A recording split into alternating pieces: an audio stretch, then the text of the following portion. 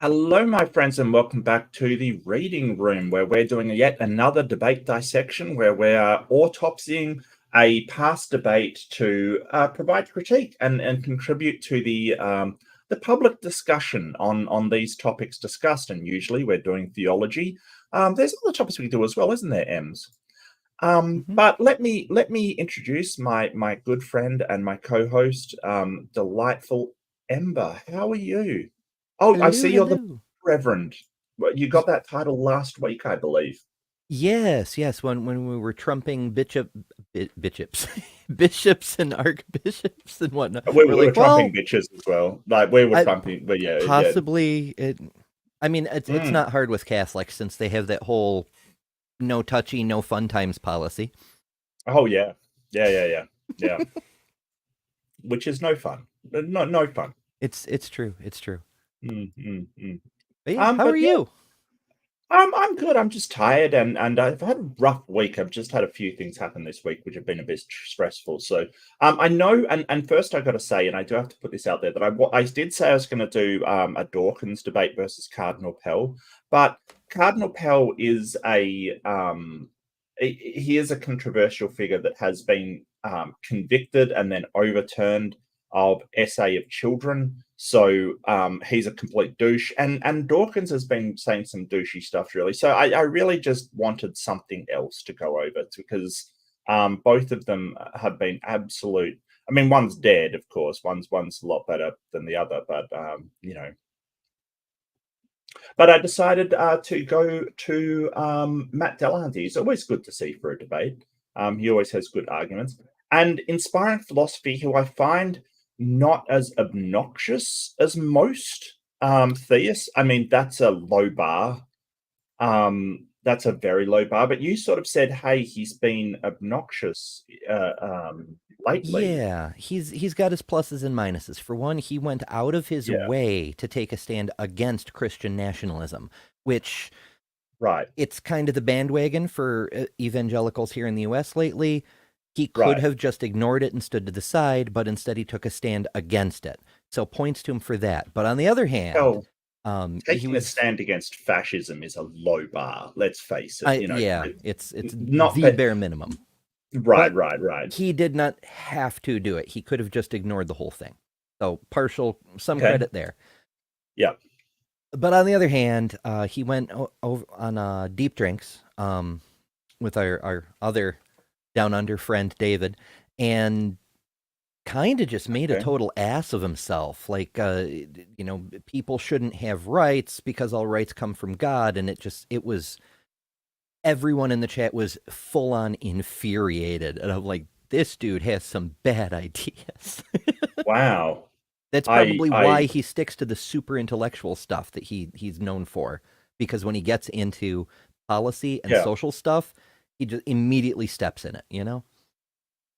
Wow. I had no idea. Mind you, I'm not much of a drinker, so I'm not watching a lot of drinking shows. Maybe you should stay away from the drink, perhaps. I'm not 100% sure because that sounds like, well, I guess sometimes when people do drink, you see who they really are. I mean, I must admit, when I used to drink, I turned into one of those people that told you they love you every 2 seconds, kind of thing. Like I can it's totally see just that. terrible. Yeah, I know. It's kind of embarrassing, but I'd be like, "Oh, I love you so much, mate." I just yeah. But yeah, that's me for you. I'm just an embarrassment all around. Let's face it. But this does come from modern day debate. One of the things is that modern day debate, you might hate them, you might love them. One thing I do respect, they put all of their debates into Creative Commons. There is no copyright issues with so they will say, hey, you can use it wherever you want, which I think is kind of smart. And Hmm. I think, and I actually, there's a discourse at the moment. I think Wavelength is doing something on it, on whether debating is a waste of time or not, basically. And Mm. um, what I'd like to discuss is the commercialization of the public discourse. Like, should we commercialize that, basically? I think it's an interesting question. So I at least appreciate um, um, that they're adding to the public discourse without sort of, preventing you from actually discussing it, which is horrible. And I will put on to the stage. So this is basically this is an older one. It's from 7 years ago, and it's quite. You'll notice the difference between this debate and some of the current ones, kind of thing. It's professional and not. They're in person. Well, they're in person. Yeah, this was before the pandemic, but it's also that there's no one screaming over each other and things like that, which is always good to see. I'm always, cognizant of that. But should we get into it? Is there anything else we have to go through before we kick this puppy off? I think you Don't covered. kick puppies. Yes, no kicking puppies. That's objectively immoral. I think you covered most of the bases. It's a classic MDD. This is when Matt was still with the ACA. We see the logo is very different from the modern logo. Mm-hmm. Everybody's younger, more youthful, more optimistic. Should be a good time. Mm-hmm. Okay. And we're going to play it at a faster speed because I'll try 1.5. If it's too fast, tell me. Hit me up. Say, hey, it's too fast. Relax, guy. It's too early in the morning or too late at night for this speed. That's fine. Well, I've been looking forward to this debate for some time now, and I'd like to thank Matt for agreeing to discuss. That's a tiny bit too fast, isn't it? A bit. Yeah. Just the topic tonight because I've been following Matt for years. I've seen numerous of your debates, and I've had a lot of respect for your debate skills, the charisma, and your patience you display for some of your opponents. So I appreciate the honor to engage with you again. Are we saying that still? I think Matt has lowered patience as he's gone along. I think that's understandable. I think that after the amount of years that he's heard really bad faith actors give the same bullcrap, I kind of expect it. But yeah, I have to admit he probably was a bit more patient in the past. Oh, for sure. I wonder if that's in store for all of us as we go through our journey on YouTube, that we're just going to get over some of this stuff. Yeah. Oh, and Robin strikes again. Robin, thank you so much. I really appreciate it. I hope you're having a good time at work or wherever you are. Oh, thank you. And who'd you hit? Evil Toe. You hit an evil toe? You stubbed your toe. Okay. Evil Toe, congratulations. Enjoy your emotes and have a fun time. I'm just going to put random emotes in here. There you go. As one does. Okay, fantastic. Thank you so much, Robin. Really appreciate it. And Robin, one of the stars of the moderation team. And I just want to give a big shout out to all the moderators. They do a fantastic job. I really do appreciate everybody out there. I see Big Bad Mama's out there, who's an awesome moderator. I see that person, Ember, who's amazing. What? I'm a big fan of Ember. So yeah, all my moderators. Thank you if so I much. catch that person, I got a ban hammer. Get rid of him. So diving right in, I'll start by noting I call myself a classical apologist. So that means I'll be arguing a theistic or deistic worldview is more probable given the evidence than a non-theistic worldview. So I don't claim I can prove God exists, and I won't be arguing specifically for Christianity. I'll be arguing. That's not really a classical theist, really. A classical apologist. I mean, you basically say that a classical theist or a classical apologist, is going for the, Trinity, Christian kind of, classical. I suppose so. Like it's usually the omnipotent, omnibenevolent, omniscient, or at least maximally powerful, all of this stuff. I'm not sure. Maybe, I mean, he could be just using a different way. That's true. So at least he's defined what he's going to say. So that's sort of his problem is he doesn't like to define what the hell he's talking about. This is one of his trademarks and always has been, even back then. He says classical theist. What does that mean? Are we talking like Greek theist? from the classical period. Right. I don't Yeah. think no, he's going for the very, very as vague as possible. He's retreating all the way into the Bailey, you know. I'm just defending Yeah. that it's slightly more possible that some form of a god might exist. It's such a weak position, but it's the best he can possibly do up against Matt. Right. Yeah, but um why, and I really want your feedback, why are theists not defending their god? They're defending some god in debates, but not their god. I found this when going into my last couple of Muslim debates. It wasn't, well, we're going to defend Allah, right? It was, we're going to defend some god and put the Allah thing to the back burner. We'll see about that when we overcome this massive hurdle of demonstrating a god in the first place. I suspect it's because they know they can't. Like, they know if they could, they would. Like, if you can demonstrate Allah is the true God, then you just do that and you automatically overcome the hurdle of is there a God, and also discredit all the other religions. They can't do that, and they know it. And it's the same thing with Christianity. That's why, I mean, when we went over with William Lane Craig, his debate against Hitchens, we touched on this, where, Craig has to jump through all kinds of intellectual hoops to make it seem like maybe possibly there's a special something, but it's ultimately because of the burning in his bosom that he believes it's his particular fairy tale. Yeah.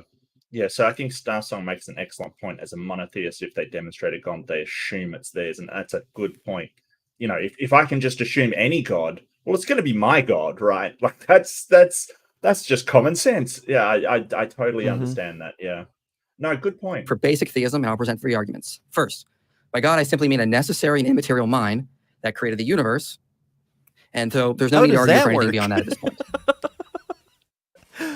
So this was from 7 years ago, so I'll give him a little bit of leeway in that philosophy, even though it has only been 7 years, has actually advanced a bit since then. Like the pushback against how do you have a mind operate outside of space-time is a relatively recent concept in philosophical circles. But still, how do you have a mind without a body or a brain or a support system, and also outside of space-time? How do you have an immaterial mind that doesn't, it's an incoherent definition right from the get-go? Well, I don't know about an incoherent definition, but you've got to do more to show that an immaterial mind can actually exist. How do you show that of all the minds that we've seen, you don't have any immaterial minds. Like, we've got billions of minds to look at, working on 8 billion at the moment, but where are the immaterial minds? Where is an example of an immaterial mind? I'm not sure it's incoherent. Like, I get that, if you consider all possible things to a omnipotent being, yeah, I guess, but it's I should increase my specificity, because there's a number of different things I addressed all at once there that are problems with that simple statement. It's the idea of anything existing outside of space-time, because to exist means a thing has a specific location within space-time. So if it's outside space-time, it definitionally does not exist, and that's what makes it incoherent. Well, I probably have. It all depends on what you mean by exist under that, because you might say that a cartoon character exists, like Mickey Mouse exists, right? But it exists as a concept, not as an actual thing. So what does it mean to actually exist? So there's some sort of you'd have to get into very, very specific philosophical language to say whether something exists, something is real. What does being real mean? And sort of how they sort of relate to one another. I'm not sure about that, because we often say that, hey, if a God exists, then you're a theist, like you believe in the existence of God, and we don't just mean as a concept. We don't just mean like, well, if Mickey Mouse exists, then you believe in Mickey Mouse is a real thing. So I think that you're absolutely right. I totally get that. Can something exist? Because it says universe there, and or in brackets space time. I think that's a really loose definition, because I would say that the universe is our local presentation of space time. Are there any space times outside the universe? Can God have their own space time? I don't see why that's logically impossible. Not that I believe it. I think it would have to be demonstrated. Firstly, that any space-time outside the universe could exist, which we don't know. But I totally agree. It's got problems. And then you're there's right, the necessary component. Like, okay, Right. demonstrate that, please. Like, there's more problems with that phrase than there are words in that phrase, and that's kind of amusing to me. Well, I don't think there is with necessary beings. Like, and by being, I don't mean like an agent, something with will. I mean a state of being. So, for instance, if you have like your parents are a necessary being for you, right? They have to exist before you can exist. Basically, they're necessary, but you're not necessary to them. You're contingent upon them, right? So we're just talking about a necessary being for the universe. And there may have been, just say there's a quantum state that may be a necessary state of being for the universe to exist, but the universe is contingent upon that thing. It's just a way to say what is required for something, aside for what is dependent on it, kind of thing. But I think when they say necessary, they're kind of saying, well, that doesn't need anything to exist. And it's like, well, doesn't it? Like, what's necessary for God? I don't know. It's the same as what created God or what caused God, kind of thing. And that's kind of the whole thing, is that Michael's version of God, like William Lane Craig's version of God, can't have any dependency on anything else. It has to be Correct. Self-existent. And yes, absolutely. That's a tough one. Yeah, absolutely. So the first argument I present is something called the emergent universe or digital physics argument. Let's begin with the data. In several of my videos, I presented various lines of evidence that space-time, our universe, is emergent and not fundamental. In the hunt to rectify quantum mechanics with relativity, physicists discovered something known as the holographic principle. A theory would suggest the entire three-dimensional universe can be seen as two-dimensional information. In other words, the whole three-dimensional universe, the particles that make up reality, would emerge from underlying information in quantum field theory. In 2017, a peer-reviewed study published observable evidence for the holographic principle. Is that true? I don't think that's true. I mean, you can represent it like that. That doesn't mean that it's a little more nuanced than he's laying it out. It has to do with first, you have to subscribe to information theory, that right. basically boils down to the way we mathematically describe things are dictating to the universe how it should operate, rather than we're trying to describe what's actually happening in the real universe. It's sort of a mind over matter problem, if you will, because it's putting our minds ahead of reality, which unfortunately we see a lot in quantum physics adjacent stuff like Deepak Chopra and the observer effect and all that sort of stuff. It's a close approximation, but fundamentally a misunderstanding of what's actually being presented in quantum physics and related areas. The idea that the universe is a hologram, it started to catch on around 2017, I think, but everyone was misunderstanding it. They were saying, oh, the universe is actually a hologram.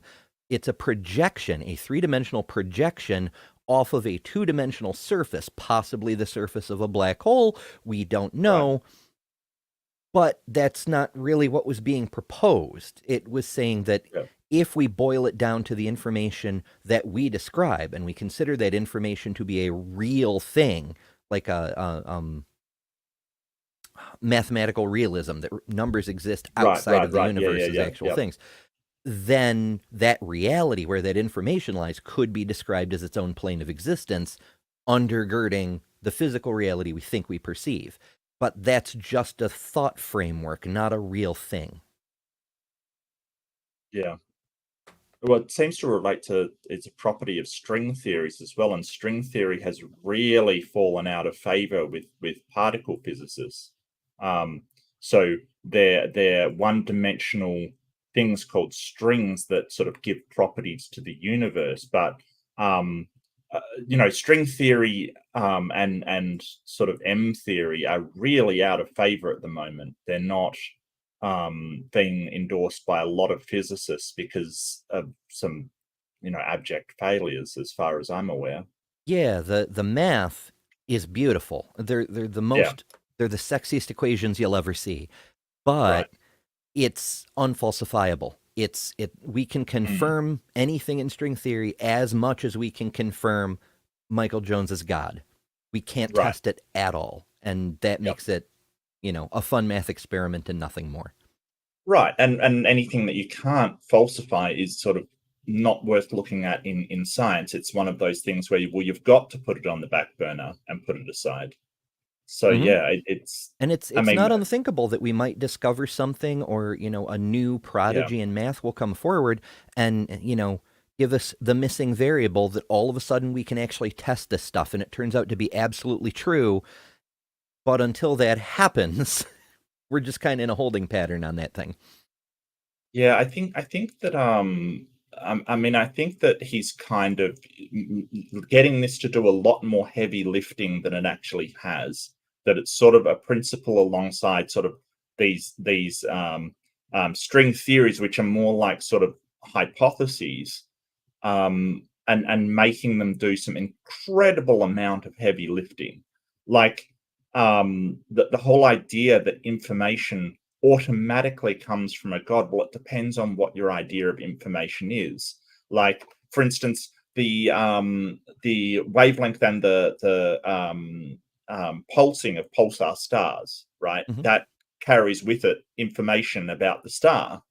So does it require a mind for that information to be generated? No, not as far as we can tell. It's just the way that a pulsar forms communicates certain things and the traits of it. So if you're applying that as information, then information doesn't need a mind to create it. But it depends on whether you do subscribe to information theory or not. And what is Shannon information, which is a kind of information that does require a mind. But I've got a funny feeling he won't get into that. Yeah, because watch out for the Gish Gallop with this guy. He really likes throwing out, like, he's already starting to do it. How he just vaguely referenced some of his previous videos and then just continued on instead of explaining what he's actually presenting. Yeah. From looking at irregularities in the background radiation, their team found that simple equations of quantum field theory could explain almost all cosmological observations, is marginally a better fit than the standard model, and could potentially explain apparent anomalies. Now, and this is what we're talking about with string theory. The maths is fantastic. Yes, you can do the math and it all works and everything.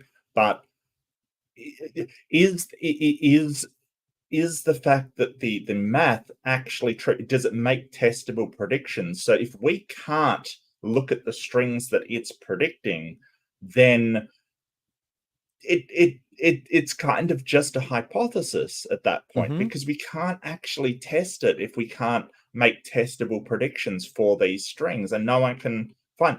You're right, maybe we will find them, but until that point, why are we even talking about it?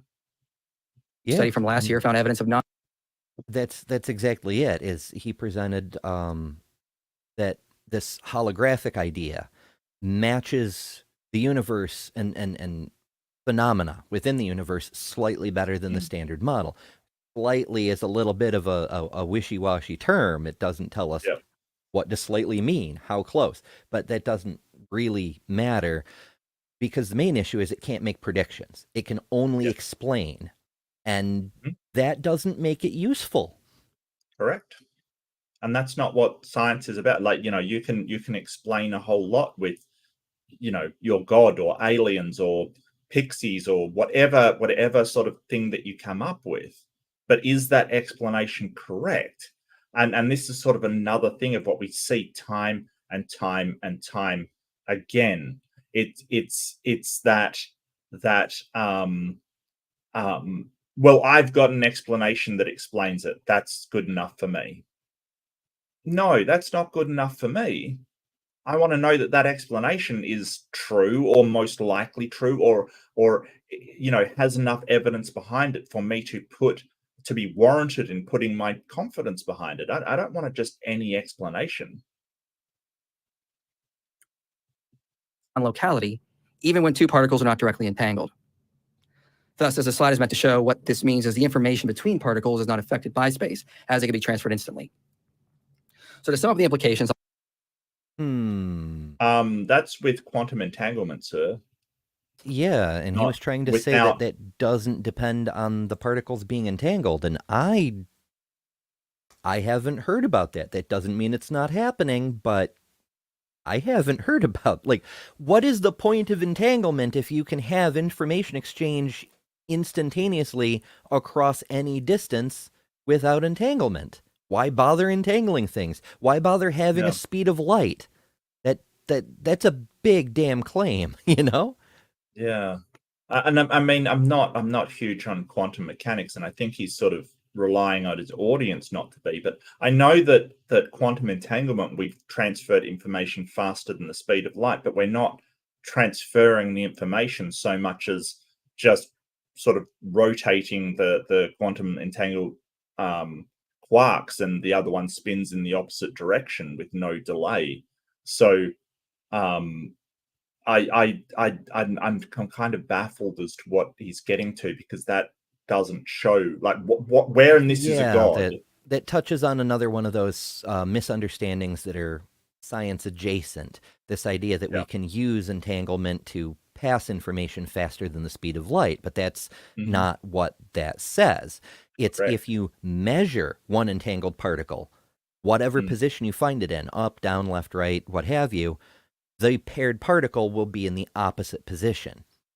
You cannot manipulate the particle to create an up signal in order to cause the other to be a down signal, because when you do, you break the entanglement. All you can do is measure it and know that the other one is the opposite. You can't transmit information that way.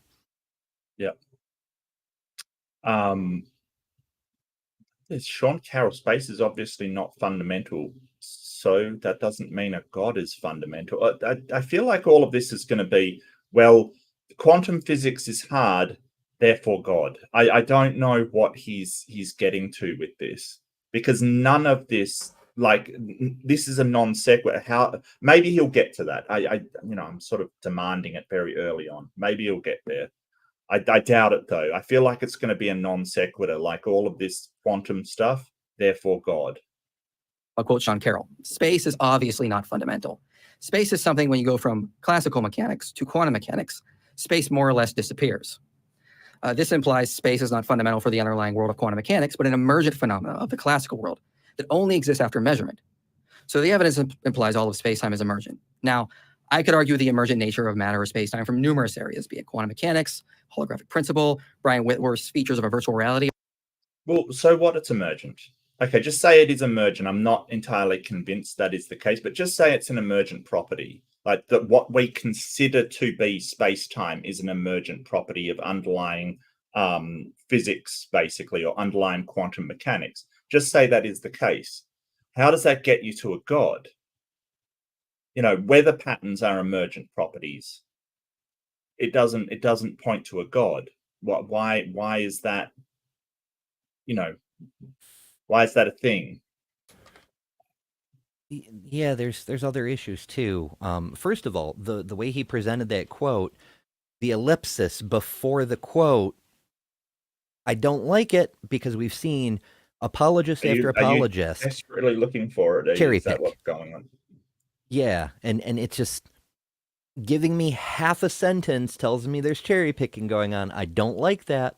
But as for what's actually there, there's a bit of an issue because we're talking about a shift of perspectives, of thought frameworks when you're going from classical mechanics to quantum mechanics.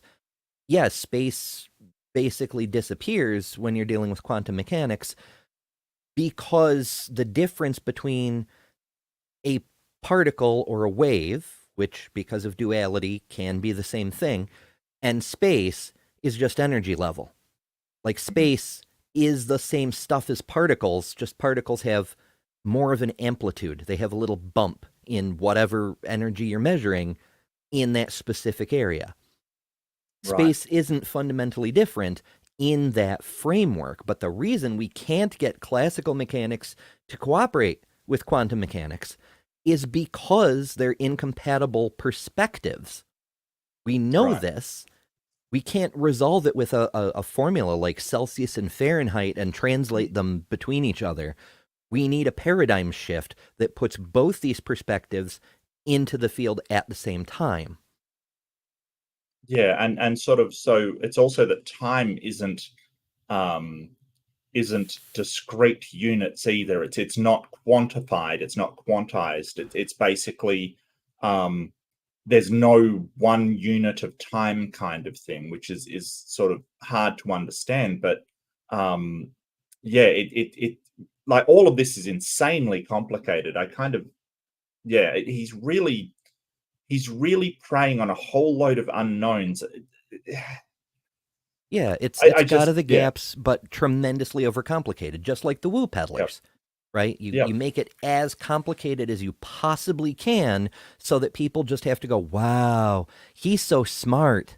I'm going to believe what he has to say, you know, because there's no way the average person could decipher whether what he's saying is true or false. Right. And notably, Sean Carroll is an atheist. Like he's done debates on atheism before. Like, so, you know, he's basically using a sort of, you know, argument from authority, or sort of cherry picking what Sean Carroll's got to say about the universe. Because if that was true, that Sean Carroll thinks that, well, you know, space isn't fundamental and therefore there's a God, then he would be a believer. But obviously he doesn't think that. And yeah, sorry, go ahead. Sure, there's a bunch of other issues. I typed in that really long web address he's got there as a citation. It goes to Sean Carroll's blog on thepreposterousuniverse.com. There's a link to a Google video there. That's what's there, is a link to Sean Carroll giving an hour-long talk at Google. And out of an hour-long Sean Carroll presentation, Mike chose that half of a sentence. Right. I'd have to watch the whole thing to find the other half of the sentence because it's a freaking video. But why though? But we know we can have quantum fields without space, right? So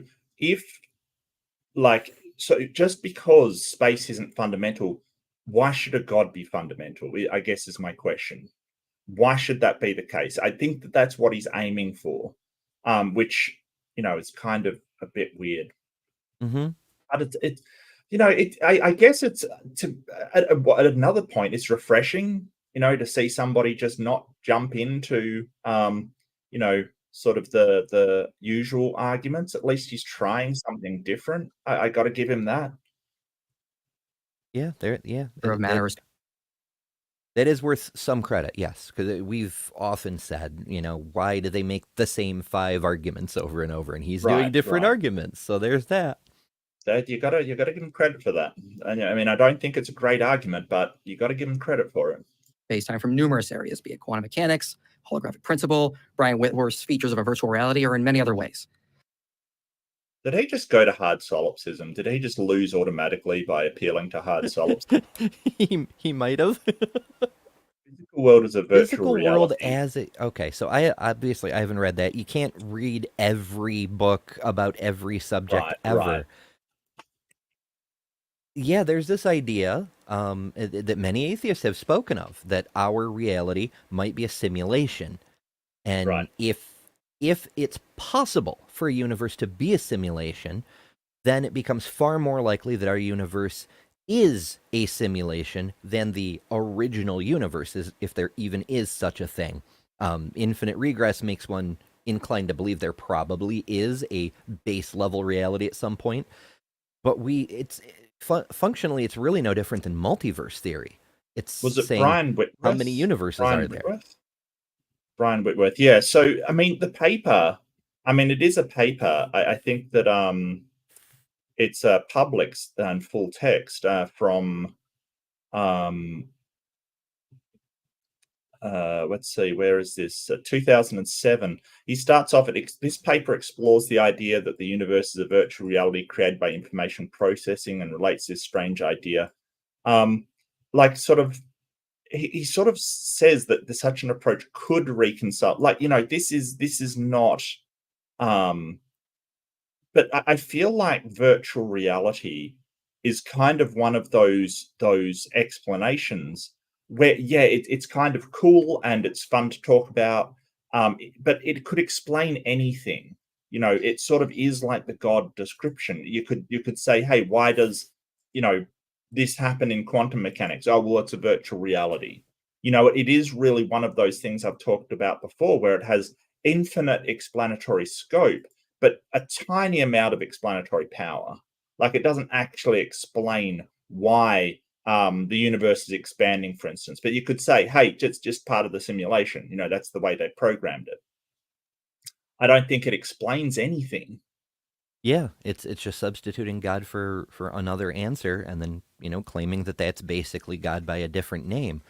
And additionally, a hypothesis like that should be falsifiable. You might say that testing whether we're Right. in the matrix or not is beyond our current technology, but there should be a way to test it, and we could build our technology in that direction. Well, Now, that actually yeah. leads into some interesting possibilities. Like, if the universe were, in fact, a simulation and not a real solid reality, then we'd have stuff like is described in the Three Body Problem.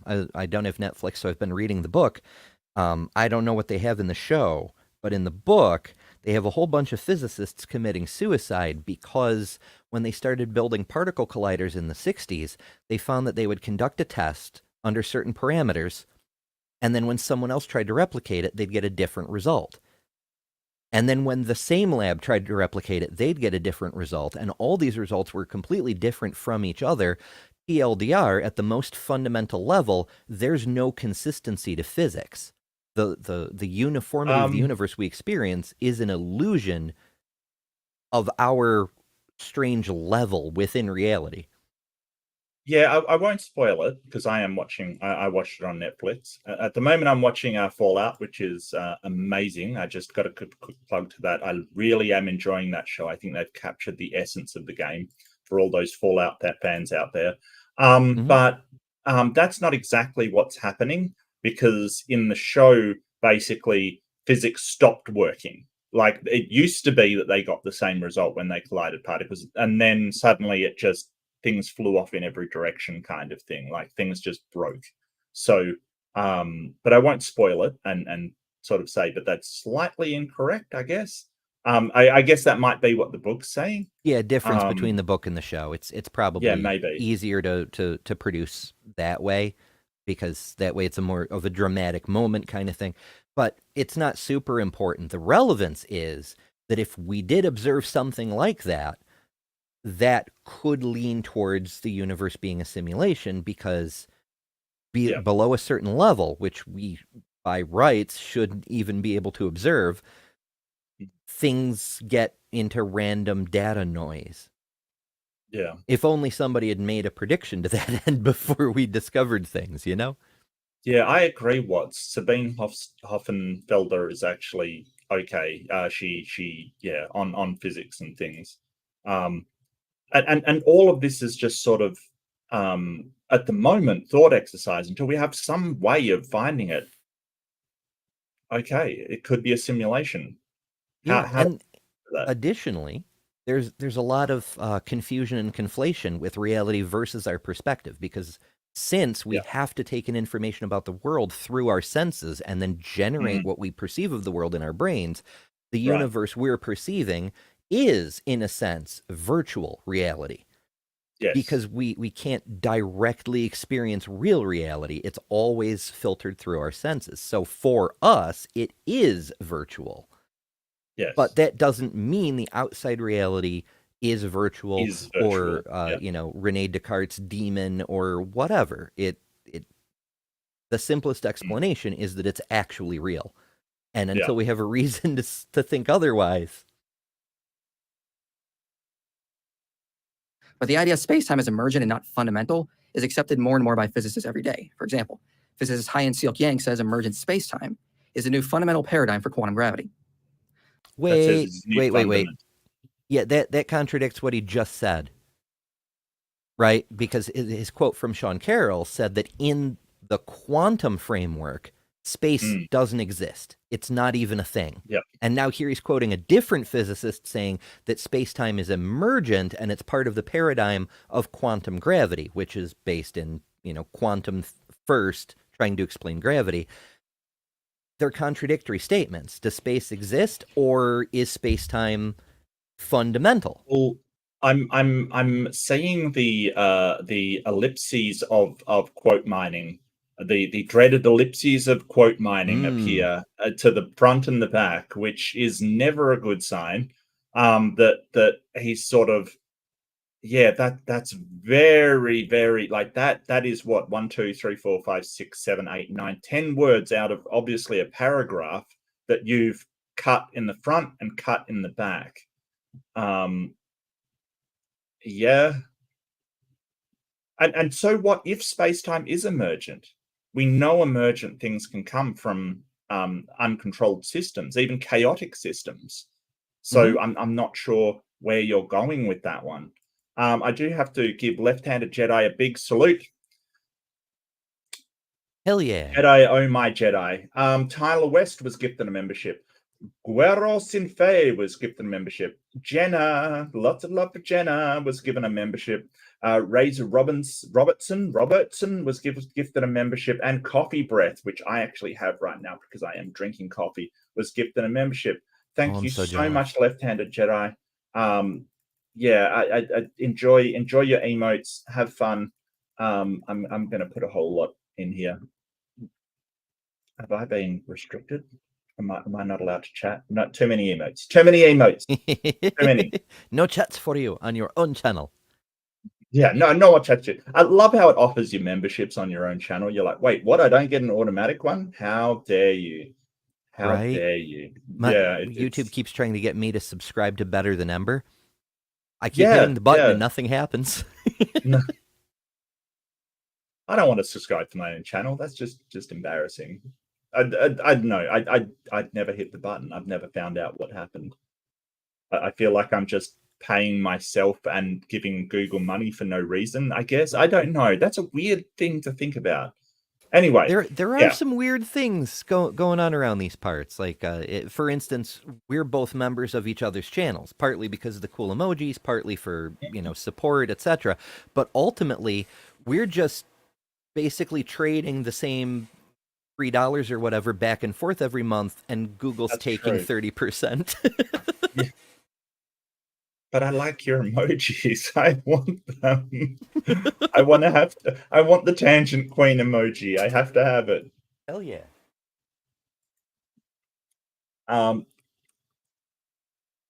Spooky.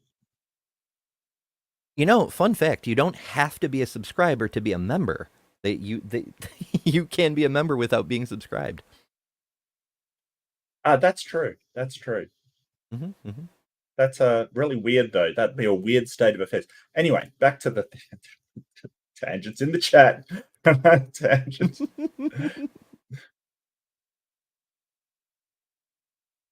Thus, the most up-to-date evidence suggests all of what we experience, space, time, and matter, all seem to be emergent constructs of the classical world, not fundamental aspects of reality. But of course, the question becomes, from what does space-time emerge from, and how does this relate to God? I'm sure Matt would say something like, even if the universe is emergent, that doesn't mean it comes from a God. Well, essentially, the classical Fair. world emerges from the underlying information or the universal wave function of the Sorry, did you say something? Oh, just fair that he's saying, of course, Matt will say, just because the universe is emergent doesn't mean it emerges from a God. Yeah. Correct. Yeah, I expect Matt would say that, yes. Yeah.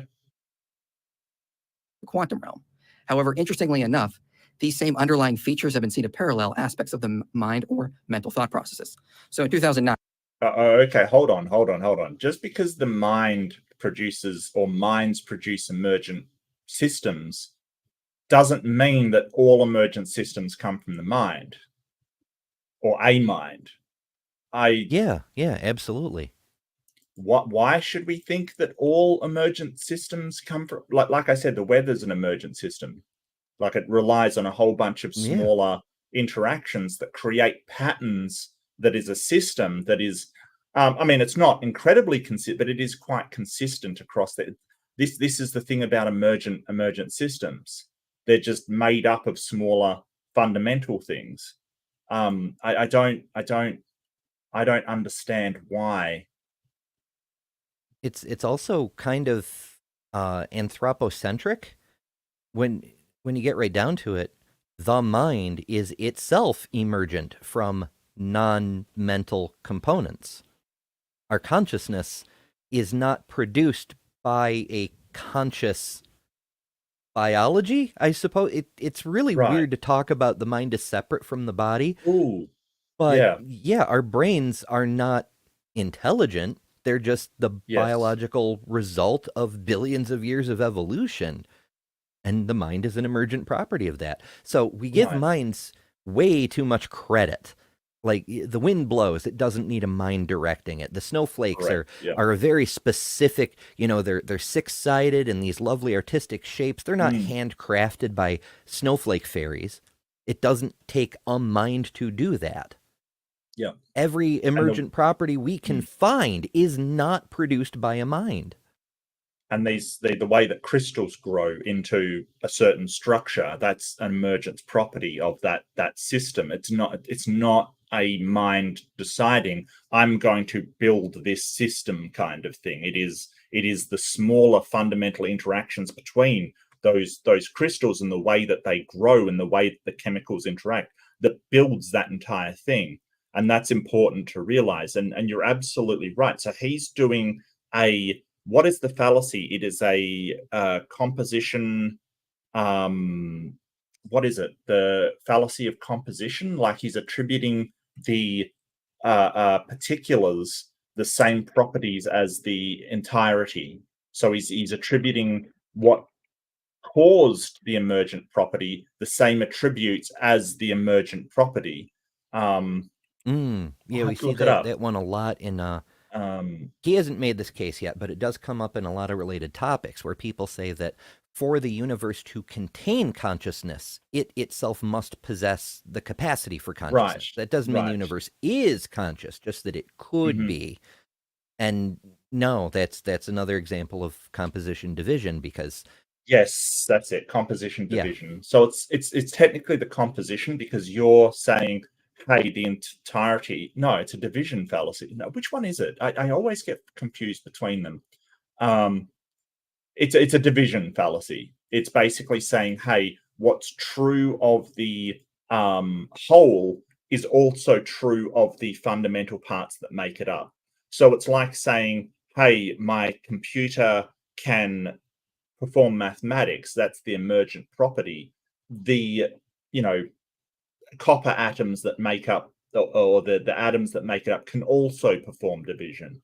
That's not true. It's kind of, we see this a lot in this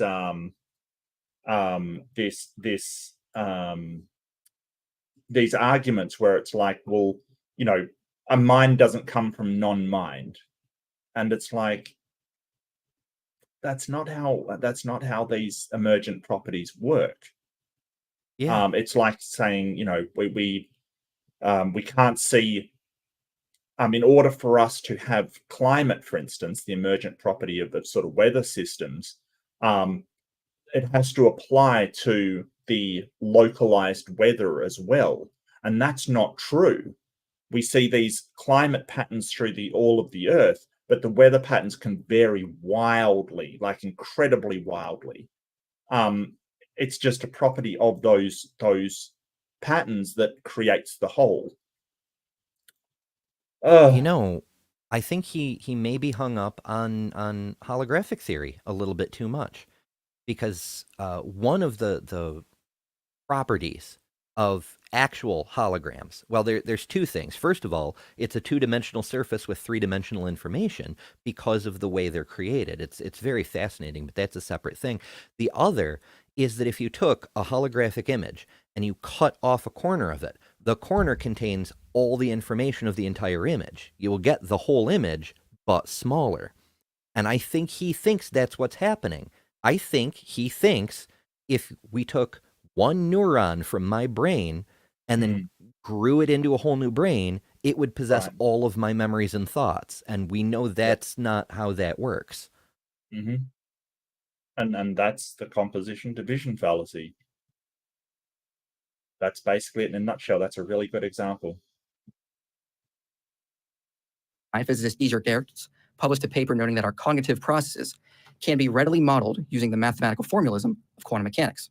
In other words, our inner mental world of thoughts, qualia, dreams, and emotions can be modeled in terms of quantum processes. Okay. So there's a bit of stuff in here like qualia. Qualia is sensory interpretation kind of thing. So when we have phenomena, we're really talking about the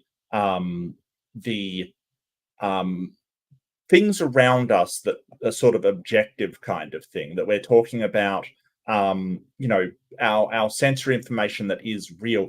Qualia is more our ideas and our perspectives and our sort of non-concrete things. So yeah, he's really talking about inner mental thoughts when he's talking about qualia. It's just a word that a lot of people don't run into often for good reason. Not many people are talking about phenomenon versus qualia. It's so weird that he's sort of saying, hey, our thoughts can be modeled within Hilbert space and quantum processes. This does sound like Deepak Chopra. It really does. So for anybody who's not familiar, Hilbert space, it's basically a mathematical concept where you can run equations and things within an altered version of reality. It's not a real reality. It's like a concept of reality where certain properties are stripped away because they're not relevant to whatever you're testing. It's really complicated, but the TLDR, it's not a real thing. It's a mental concept that we use for testing equations, for lack of a better term, specifically quantum equations, but that's neither here nor there. But I'm more troubled by what comes a little bit later in his description, where he says they can be modeled in Hilbert space. Great, whatever. That's not a real space, but whatever. Right. And quantum processes, the same processes that give rise to space-time and matter. That's a bait and switch kind of thing. Okay, quantum processes. Let's just grant that those give rise to space-time and matter. He hasn't demonstrated them, and I could argue them, but whatever, we'll grant that.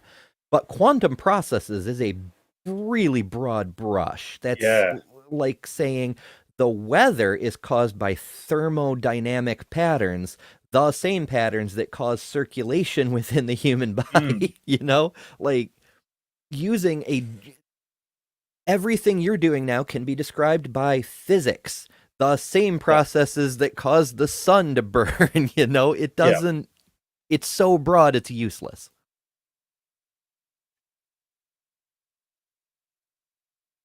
Yeah, and sort of, and that's like saying, but that, so therefore you were created by the same processes that created the sun. Because they share this thing in common that we can model it under a certain thing, then you were created by the same thing that created us. I don't think that's accurate. Yeah, it's intentionally dishonest is what it seems to me, because Michael Jones is way too smart to do that accidentally. That's he's narrowing it down and down and down into the quantum phenomenological mathematical world and saying all the universe is information and math and ideas have to exist within a mind, all that stuff. And then he's saying everything in the universe is also part of that. And it's a scale issue. It's you were created by the Big Bang. The sun was created by the Big Bang, not directly. Lots of processes happened, but it's the same processes. Therefore, you are a star. It just doesn't track at all. The same processes we just discussed that have been shown to give rise to space-time and matter. So space-time and matter are emergent from the quantum wave function within Hilbert space, a spaceless non-physical reality, in our inner world of consciousness and mind. No, I don't know enough about Hilbert space, I'll be honest with you. That sounds very... Yeah, I mean, again, he has demonstrated that space-time and matter are emergent, but whatever, we can grant that. But saying it's emergent from the quantum wave function within Hilbert space, no, that's not how that works, like, at all. Because there isn't saying the quantum wave function as if there were underneath all of reality this one pulsing sine wave that all other functions derive from. No, that's nonsense. And also, as we just covered, Hilbert space doesn't actually exist. It's a mathematical construct. That's the entire point of it, is that it doesn't actually exist. So he's kind of making that reification fallacy kind of thing. He's mistaking the model for the real thing. I don't even know if he's fully apprehending the model or he's just he's doing a Witset where he's grabbing terminology that sounds about right, that he doesn't completely understand, but he knows his audience does not understand and don't have time to look up, and just kind of plugging it in there. Okay, so Hilbert spaces allow the methods of linear algebra and calculus to be generalized from finite dimensions in Euclidean space to infinite dimension, which is Hilbert space. Yeah, it doesn't sound like, it sounds like a mathematical model, not an actual thing. I'm really lost with his argument. I got to be honest with you. Can we get some Lynn love in the chat? I need more coffee for this, quite frankly, and Lynn's going to grab me the coffee. So big shout out to my favorite waifu. Well, my only waifu, actually. It's not like I've got multiple back there. But it's fair. Yeah. Goodies. Yeah, I still have to do another emoji. Sorry, go ahead. He's saying reality emerges from mathematical concepts that we made up, and therefore there's a mind behind it, and therefore the mind is God, even though the made up thing that he's mistakenly alleging the universe and all of reality comes from is something we know that we made up. Yes. It's just there to describe Euclidean three-dimensional geometry in sort of up to infinite dimensions. Do we think there's infinite dimensions? No, we don't know. Like, that's not something, but we're using it as a mathematical construct. That is absolutely true. Whoa, yeah, hooligan! The hooligan strikes again. And yes, I've hooliganed. I've got to get the Bogan Logic emoji up as well, just because that is so Australian. Thank you so much to Yahooligan. It hit Billy Bongs a lot. Vesta Freya. Did it hit anybody else? Is it taking its time? Sometimes there is a delay. Like when I talk and I go, a delay. Well, if you don't have allow gift memberships on for my channel, then you're doing it wrong, because we have amazing people like Yahooligan coming over, and Dan Shire was gifted. Calvero Rezian. I'm so sorry for that pronunciation. Please do send me a pronunciation guide. Imran Makani was gifted a membership. There you go. Very nice. Congratulations. Enjoy your emojis and have fun in the chat. Thank you so much, Yahooligan. And Yahooligan, I'm actually playing Baldur's Gate 3 with Yahooligan. on my gaming channel, which is Beast of the Mark, and having a great old time because Hooligan is absolutely awesome to play games with. Really fun. Really fun. So Hell thank yeah. you. I really appreciate it. Okay. Oh boy. Mind can be modeled via quantum processes through the study of quantum cognition. So this would suggest the evidence implies that what space-time emerges from would be similar or indistinguishable from the same properties of a mind. So if Yeah, and I love how he makes this, well, that would show us, but his thing says the simplest explanation. I don't know what he's appealing to as simple, right? I don't know what he's appealing to as simple. How is he getting to simple? Because if the universe is emergent from a mind, but you're not claiming that that mind is something simple. You're claiming the most complicated mind, like way more complicated than the universe, correct? It definitionally, It would have to be. It would have to be, yeah. It would have to be. It's the same problem as the basic theist problem. Yes. The universe is a complicated system, therefore something more complicated had to create it. Okay, then what created the even more complicated thing? If being complicated means it requires creation by something more complicated. You got a problem with that kind of assertion, and it's the same assertion here. It's not the simplest explanation because it's multiplying entities. It's adding unnecessary steps that aren't justified. No reason to suppose such things. I mean, whether you consider the previous argument that he's made viable or not, you still don't have to. You know what? I'm gonna sidetrack that thought and go with this thought instead. If we grant him his premise, the simplest explanation is the universe is emergent from mind. No reason to think so, and it's definitely not the simplest. But let's go with it. Cool. We have minds, and according to the quantum woo-woo that he's been spouting, the observer effect is a thing, and therefore our minds that we know exist are generating the universe because we're observing it. That's the simplest explanation under his premises. Yeah, absolutely. And you know, it's funny because like if you want to appeal to Occam's razor, right? The like which I got the other day, that the Muslims going, oh, Occam's razor, the simplest explanation is one God. No, the simplest explanation is zero gods.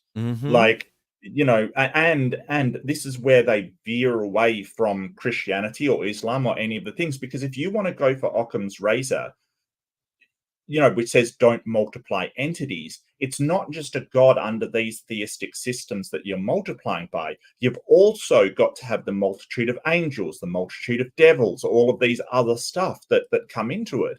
So this is why they don't, you know, because they want to make these arguments that are sort of scientific, but when you come down to their actual theology, they fall down really fast. Like, I mean, really fast. So they won't go to their own theology. They will go to a deistic kind of theology. Ooh, you know what? I'm having fun with this train of thought here, because if you want to go to the Bible, you know, proof the Christian Bible is true. There's a psalm that says you are all gods, and that's an important psalm. It's one that Jesus specifically quotes. He doesn't quote the Old Testament very often, but this one he quotes. He says to his followers, "Is it not written, you are all gods?" And so, you know, in the same way theists like to twist scripture, this could be a prediction within the Bible that one day we will discover it is our minds creating reality. We are the gods that are shaping the universe and causing it to be. Never mind that the universe was here billions of years before any humans were around to observe it. No, that's not important. Yeah. Therefore, Jesus. Therefore, Jesus. Absolutely. what the universe emerges from resembles a mind, it is far more parsimonious and plausible to suggest it resembles a mind because it likely is a mind. I know that my apparent universe, the perceived universe of me, emerges from a mind. Like, I know that my eyes do not see the world as I'm seeing it. My mind has to pass that and flip it upside down and fill in blanks in here and there. I know that. We know that from science. Our eyes are not particularly great. So, you know. This is also backed by the recent work of astrophysicist Franco Vazza and neurosurgeon Alberto Felitti, who wrote an article on the similarities between neural networks and the cosmic web of galaxies. There they... Are you saying the universe is a brain? Is that what you're trying to get across? I don't know. That is a pantheistic argument, isn't it? Like, I'm not going crazy. Yeah. That's pantheistic. If the universe is the brain of God, then it's not just an imagined thing, a projection. God dreams so hard that his dreams become a reality in their own right. Cool, whatever. But if the galaxies are neurons, and, you know, galaxies don't look at all like neurons. I know what he's talking about, though. I've got it around here somewhere. Give me a minute, and I'll get to it. But yeah, if we're physically inside God's brain, then the universe isn't an emergent property of mind. We're the underlying property generating the mind of God. And that means that sort of all planets and all stars, and to a lesser degree, all beings are a fundamental property of God, not the other way around. Yeah. Ooh, I like that one too. That means we're causing God to be, not God is causing us to be. That's fun. In a certain way. Yeah, in a certain way. Yeah. This is so weird. I've heard this before, but only from pantheists or panpsychists, you know, to a lesser degree. That we are the mind of God, that all of the galaxy, the neural networks, and all of, you know, we're basically like a sort of, you know, cell in God's brain, basically. And if that's the case, okay, but what makes it a God at that point, right? Yep, I found the thing. So this is what he's talking about, how from a very specific perspective, the arrangement of galaxies kind of sort of looks like neurons. But I mean, that's pure coincidence. It's bound to happen. It's like people saying that solar systems look like atoms. They behave completely differently. But also, we see the same sort of thing elsewhere. Like, here's blood vessels and a river watershed. They look kind of like the same thing. Therefore, blood vessels are rivers? I mean, maybe you could say they both move liquid. But then we've got tree stumps and fingerprints. Like, if you search hard enough for things that look kind of like each other, does this mean we're trees? Does this mean the older you get, the more rings you get in your fingerprint? Like, this shit falls apart really quickly beyond the thing looks like the thing, you know? And sort of it reminds me of the polystrata trees, you know, when you're sort of sitting there talking to them and you're sort of saying, hey, but that's a cast fossil of, you know, rock that came out and filled up an area, and they're like, no, it's a tree. No, it just looks like a tree. It's not a tree.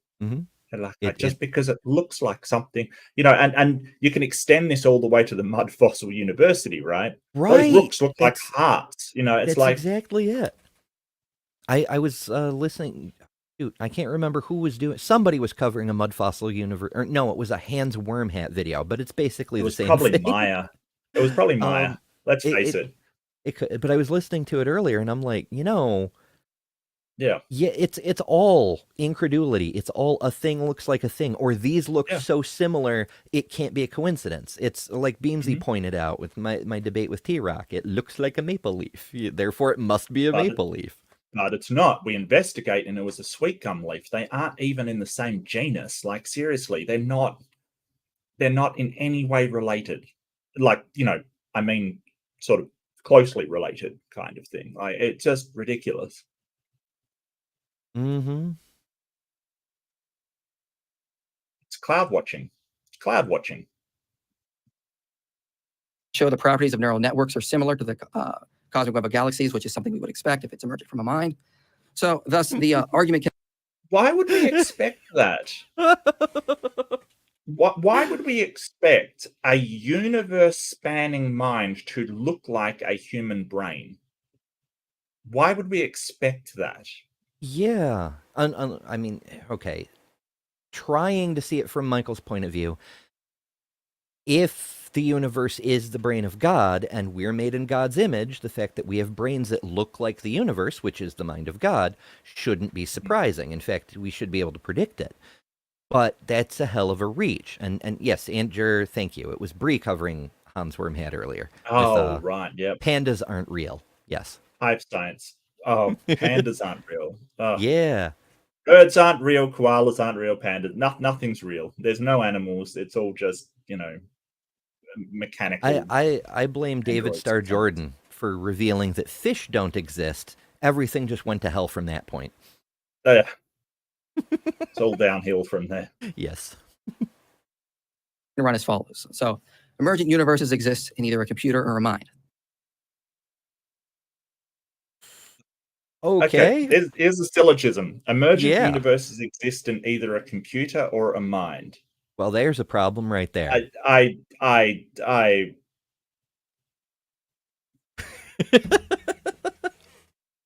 Just because demonstrate, please. Yeah, so citation P1, needed. Well, it's begging the question, really. I guess. Oh yeah, that's true. There's nothing wrong with maybe his validity. I'm going to run through the syllogism and sort of break it down, but there may be nothing wrong with his validity. But the premises, like you can reject the first premises based upon, well, just because emergent. I mean, I won't say universes because I guess you can. I guess you can have an emergent universe in your mind, kind of thing, if you're using universe very loosely there. I prefer to say emergent systems, right? Because, you could come up with, like, say, all kinds of things based upon previous thoughts. For instance, I could see Game of Thrones and I could play D&D and I could have an emergent universe come up based upon all those separate things in my mind, sure, but it's not a universe like he's talking about. Right. Yeah, so, like it's fundamentally flawed on several levels. We don't even know there are other universes.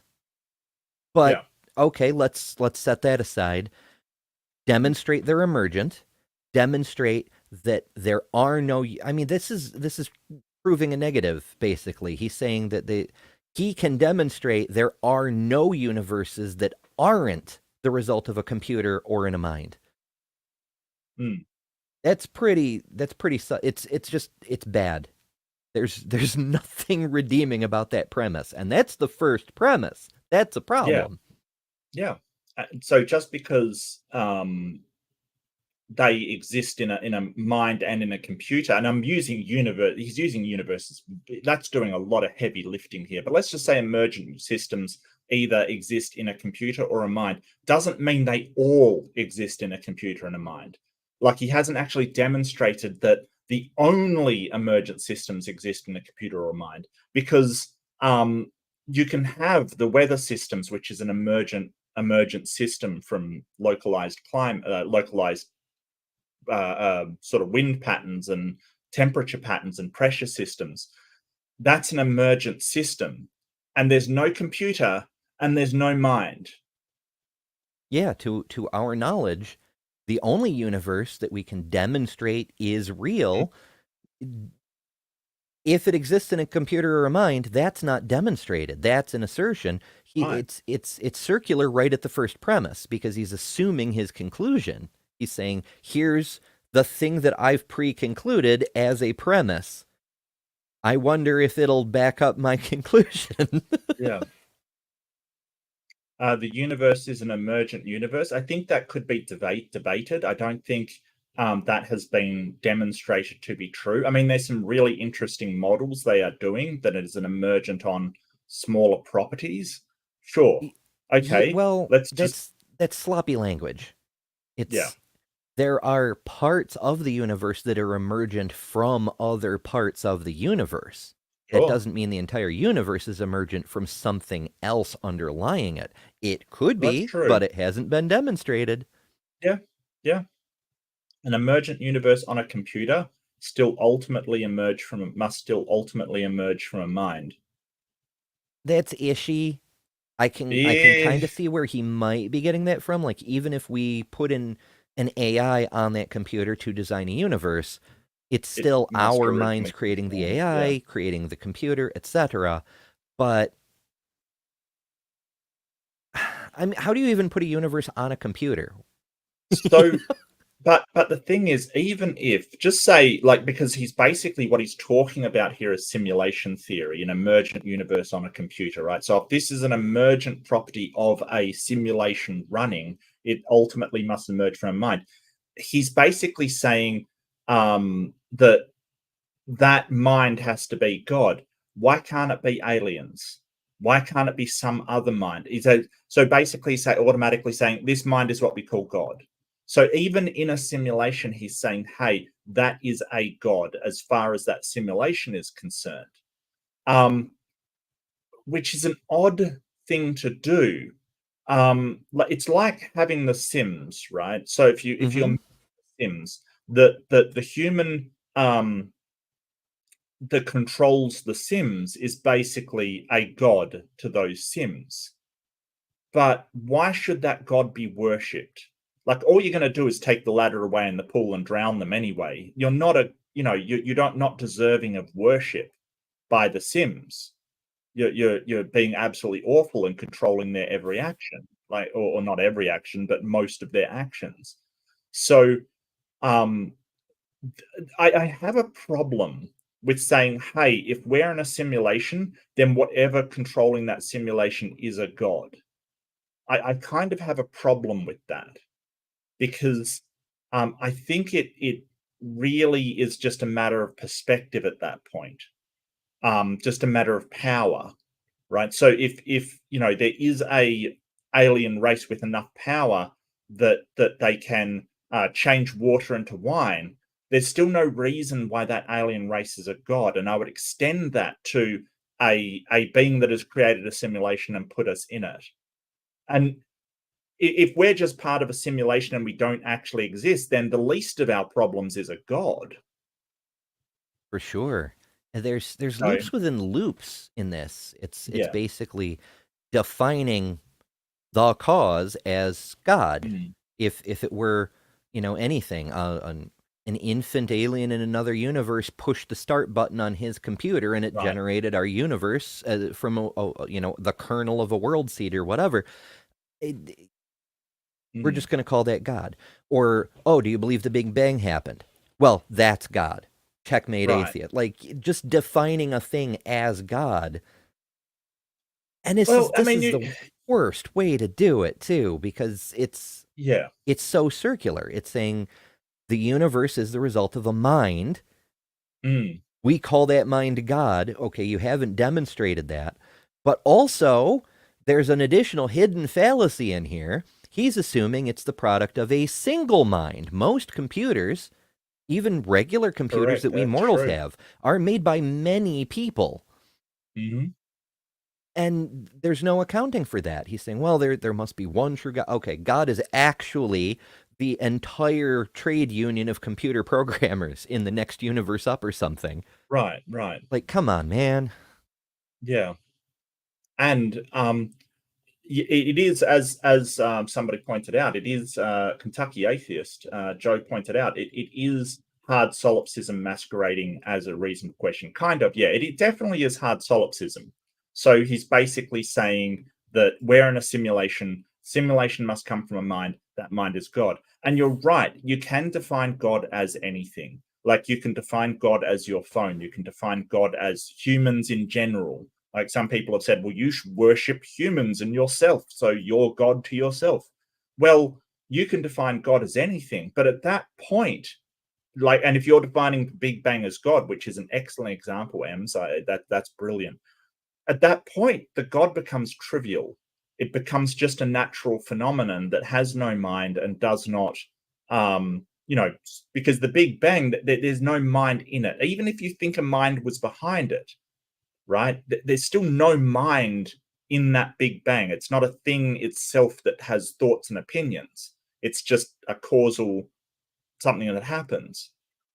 So at that point, you are degrading a god to just something natural that just exists, that's mindless, and Are Christians allowed to do that? That sounds kind of like blasphemy. Like, They oh give it yeah, a sure, try. we believe that God is the tri-omni being who sent his son to die, yada yada yada. Yes. But actually, God is a 2-year-old sneezed that one time and chaos happened.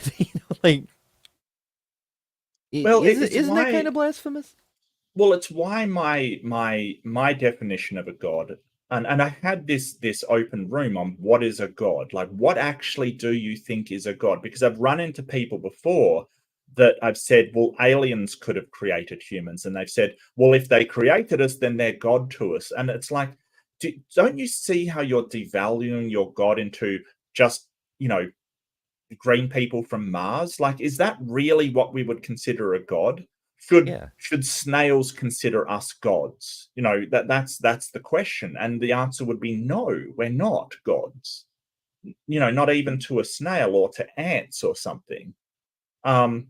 It's devaluing this idea to the point of, well, as long as it's big enough in scope, it's a god. And so the question becomes, well, why should it be worshipped if it's just a natural phenomenon? Where does that get you?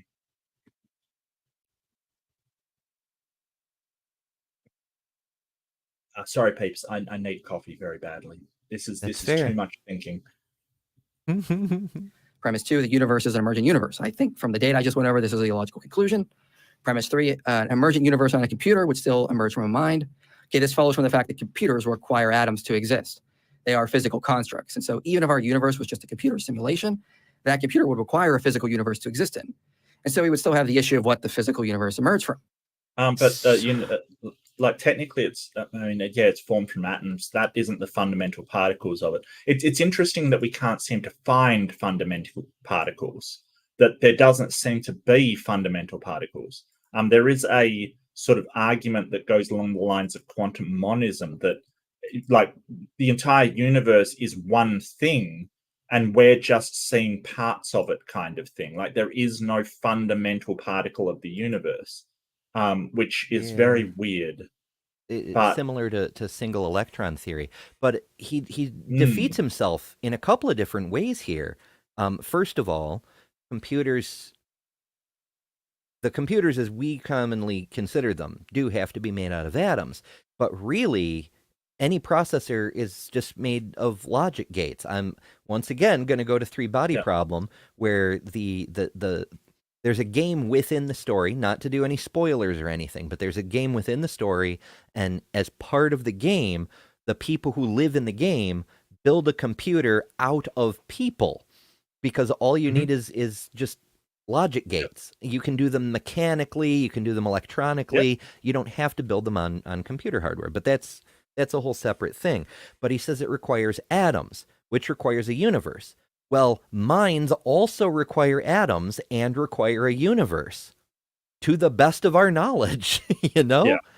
So, yes, Joel, it's fascinating. It's one of possibly the most interesting story I've read this year, and I go through a lot of books. Yeah, Joel, I'm watching the series, and the series is very good as well. Very good. I'm really enjoying it. It's intriguing, really intriguing. And Fallout's really intriguing as well, by the way. I'm just going to plug Fallout again. Really intriguing. Yeah, I've been watching that with the kids. We're only on to like episode 3 or something. You're do enjoy that they're long How old episodes. are your kids? Well, my youngest is 18. Oh, okay, gotcha. Yeah, no, that's fine. Yeah. I was just about to say, they're only fine. younger. Yeah, I mean, it is Fallout. I was explaining to Lynn's like, wow, this is really violent. And I'm like, yeah, the games were as well. Like, you could get a perk called Bloody Mess that would just sort of 10% of the time make people explode, like no reason. Just big fan of the games. So computers that create digital universes still need a universe to exist in. So to break the infinite regress, we ultimately have to appeal to a spaceless, timeless entity. And since what we have just shown, the underlying quantum... Wait. Whoa, Why? yeah. Why? I mean, first of all, why do we need to break an infinite regress? Why is there, and why do we need a single first cause? Why can't it be multiple causes? But oh shoot, I had too many thoughts, and the big one escaped me there. Maybe it'll come back. You go. Well, he's trying to break the infinite regress, and that's fine. But why does it have to be a mind that breaks the infinite regress? Like, I don't understand that. Oh yeah, why timeless, spaceless, yada yada? Why is that necessary? That's a whole big bundle of begging the question. Yeah, absolutely. Well, the point is that it could have, like, this mind could have come about by some other cause. Why is it causeless and necessary to everything, like not contingent on anything? How do you know that this mind didn't have a natural process causing it? That you've said to break the infinite regress, we've got to say that this mind is eternal. Wait, hold on a second.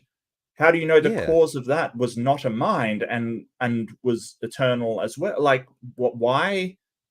This is if it is a programmer in another universe, why does it have to be all powerful and infinite and eternal and causeless and etc.? Like, it's outside of our causality, but that doesn't mean that it's all these other properties that he's asserting.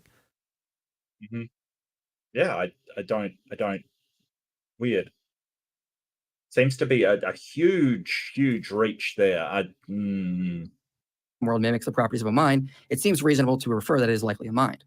So, premise 4, the universe is emergent from a mind. And again, I would argue this is more likely, given the data we just went over and the parallels found in quantum cognition. Thus, this mind is what we call God. Now, notice, God is just a title for the underlying reality from which the universe emerges from.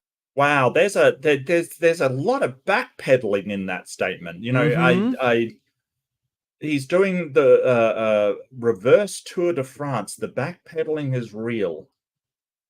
Oh, yeah. There's been quite a lot of that recently. Although, again, this is 7 years ago, but I was just recording a piece for next week's Transpositions, which is another new channel that y'all should definitely check out. I may put a link in once I can type again. But Dr. Cass of the Cass Review is already backpedaling the things that are said in the review, possibly for personal reputation damage control, possibly because she means it, who's to say.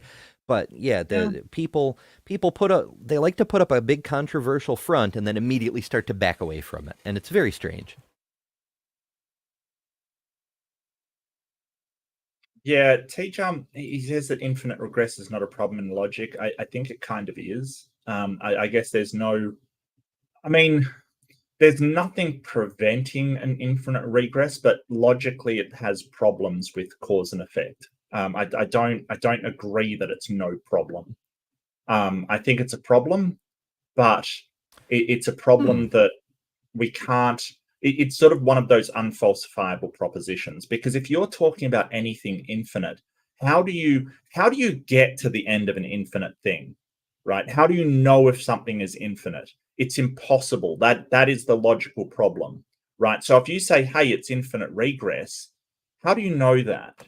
Because if you look back on causes upon cause and cause, and just say you do that 10 billion times, and you say, okay, well, I haven't found the end. It's infinite. How do you know it isn't a 10 billionth and one that is the original uncaused cause? Coincidentally, one of the great ways to demonstrate this problem, and it doesn't mean it's not logical, it doesn't mean it's not possible, it's just that it breaks our ability to understand, and that's why we don't like it. But one of the best models for it is called Hilbert's Hotel. Yes, that Hilbert. The idea is there's a hotel with infinite rooms, and all of them are full, and a new guest shows up to check in. What happens? Everybody shuffles up one room. How long will it take until they run out of rooms and the last guest gets booted? It's infinite, so it will never happen. It creates multiple incoherencies. And it's designed to show that the concept of infinity it's just a concept. It's just a placeholder for an idea. It's not actually a valid mathematical concept. And since it's not a valid mathematical concept, it's not a valid logical concept either. Well, I think it might be a valid mathematical concept. I just don't think it's a logical concept that could, has any place outside of mathematics.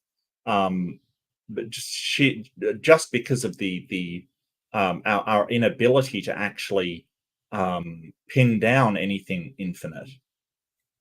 I don't know. I think it's a thing we have yet to fully explore, discover, understand. We need a paradigm shift to really wrap our minds around it.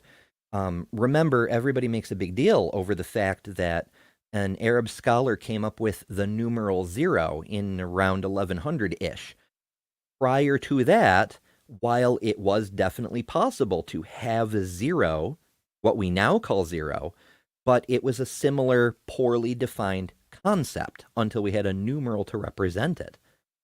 You could still realize you had 0 apples when you'd given away your last apple, but we had a hard time doing math around it. We had a hard time doing logic around it because we hadn't pinned it down. It's sort of the same thing with infinity now, and that's not a coincidence, because if you want to get into the nitty-gritty of it, infinity and 0 are reciprocals. Yeah.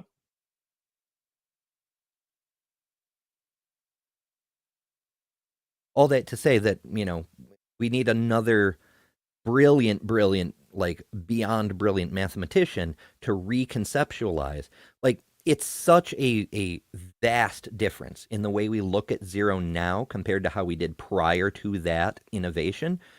We don't even know how they conceptualized what we now call 0 back in the day. They clearly did, because, the Greeks had a whole bunch of math going on, Pythagoras and all the rest. But we can't even conceptualize what 0 mentally felt like, for lack of a better term. But it's similar to how we think of infinity now. Yeah, no, it's sort of a concept that doesn't work well within our minds, and I totally get that. Yeah, Left-Hand Jedi says I tried to wrap my head around infinity and get bonkers. Yeah, no, I get you. And then you have sort of concepts of something being infinite yet something being finite yet having no boundaries. It does your head in, absolutely. Robin Webster, Ember, send Mark stream link to stream with you kid on. Okay, you got to. I presume it's in your. They said it was in your members only. Don't you have a playlist for that? No, that wouldn't be in my members only. That was. Oh, I gotta go over to my channel. That was the Trans Day of Visibility stream, and that was my oldest who came on, because they're openly non-binary, and honestly, were a big inspiration to me. Like, the first person I ever verbally came out to was my oldest when they came out to me. Oh, that is so lovely. Oh, yeah. that is so sweet. I'm glad you have a relationship where you can talk, about very deep stuff like that, personal identity and things like that. That's gorgeous. Yeah, it was very cool, but I wanted to have them on because LGBT activism is kind of a really big thing in high school. There were already a number of Christian clubs, but there were a whole bunch. As you know, Gen Z has way more LGBT representation than previous generations because they're much more open about things, and that's fantastic. But there were a bunch of Christian clubs where they talk about how LGBT people are sinners and horrible and whatnot, and there was nowhere for the LGBT people to go. My oldest and another trans kid founded an LGBT club at the high school just to create wonderful. A safe space for people to go and talk to others with the same thing. Yeah, it was delightful. I'm so fucking proud of them. Yeah, and it's interesting to note that you do have these support groups in universities and places like that, and where we've done research on things like depression and these rates of harming yourself and things like that. Whenever people in the LGBTQI sphere get support groups like this in university, the rates drop to be about the same as other students. Like there is a problem out there that it isn't, oh well, you know, because incidents of mental health issues are higher in that community, then it must be that behavior causing it. No, absolutely not, because when they have support, it's fine. It is the way that it's treated and the stigma and all of these other stuff that is causing it, not, inherently, that it happens, by itself. Sorry, we're going on a tangent. Tangents in the chat. Tangents in the chat. Look, I'm going to blame Robin for this one. That one's on Robin. Yeah, this one's on Robin. Robin, it's your fault. Still love you. Still your fault, though. I absolutely. Therefore, God exists. The second argument I would like to present is called the cosmic conscious argument. Oh, but wait, there's more. Cosmic conscious argument. Okay. So intelligent minds either have a personal explanation or a natural explanation. What the hell is a personal explanation? Right? Like, I'm guessing he means personal as in the same way theists usually mean God has to be a person and not just a force of nature, because it has to have the ability to make choices and make a decision. Okay. But he's got to define it. Like, what do you mean by that? Right. And also, why should, this isn't a premise, it's a conclusion in its own right? Contingent minds have either a personal explanation or a natural explanation. You haven't demonstrated that. We can all agree that they have a natural explanation, but if you're going to allege something else, you have to show that. Well, they seem to have a natural explanation. The people that study minds, i.e., neurologists and psychology, they would say that the mind, is a product of, has a natural explanation. I'm not sure of what a personal, that means so basically you could rewrite it as, contingent minds. We don't know any minds that aren't contingent. So I don't know. Okay, let's just say minds either have a God explanation or a natural explanation. Is that the case? What about a non-personal God? This is a very, very weird venture premise. To say, the contingent facet is not demonstrated. Like you were saying earlier, Mark, from my perspective, my parents are necessary beings. They have to be for me to exist. Yes, I'm contingent relative to them. But to my kids, I'm the necessary being. So if you're going to allege that God exists outside of time, sees the end from the beginning and all that sort of stuff, Michael's God, then everything is necessary. There is no contingent being or state or whatever, because in order to achieve the end that God created, and this universe is just a backstory getting to that state of things, it's all necessary. So if his God is real, there are no contingent minds.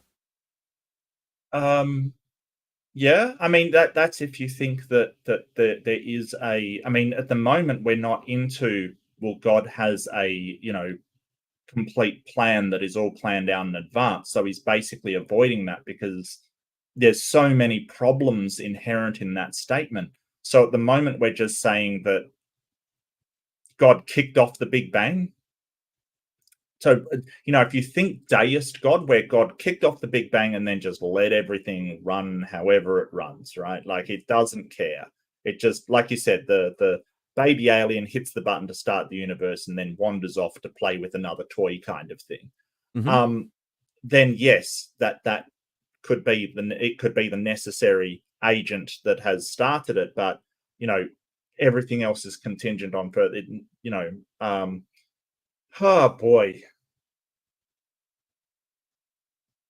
That not everything is necessary for the end state, I guess.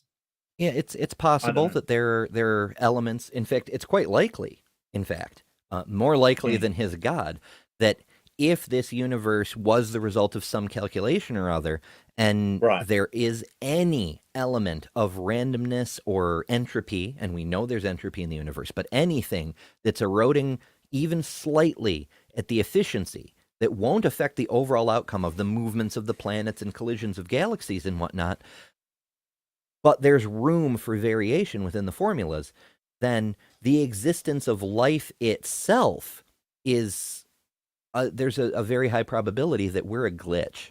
We're not the point of the program, if it is a program. We're a glitch that doesn't affect the operation of the program. Maybe we're a bacteria on the brain of God. If like all the cosmos is a brain of God, maybe we're a bacteria that's eating away at God's mind.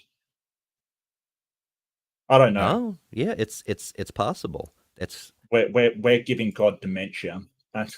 That's why the weather's getting all unpredictable. We're like a prion, like just messing up the God's brain. I don't know We if are I said mad this. god disease. Robin sent a 6-month member chat as well. Thank you so much, Robin. I think I missed that. Send Mark a link to a stream you're on. I think I mentioned it but didn't show it, so I'll show it because Robin is amazing. Yee. Very much. But yeah, I just there is so much packed into the first premise of each of these syllogisms. Like so much you would have to grant to be packed into the first premise. Um, I feel like he's begging the question. I feel like he is just packing so He's begging much in. several questions. Right. This is not too controversial. Almost all theories of mind either hold to reductionist type views or believe consciousness is irreducible. Okay, so he's just talking about mind-body dualism. So he's just talking about dualism dualism as personal and sort of naturalistic as yeah. Oh, well, at least he's defining personal. Well, he's not Yeah. really defining, he's providing a few examples. Hmm. So you can gather what he means from context, I suppose. And solipsism is in there. So hooray. Yeah. Idealist panpsychism. That is a nightmare to sort of talk with. Well, he But does I've have never traditional panpsychism over on the other side.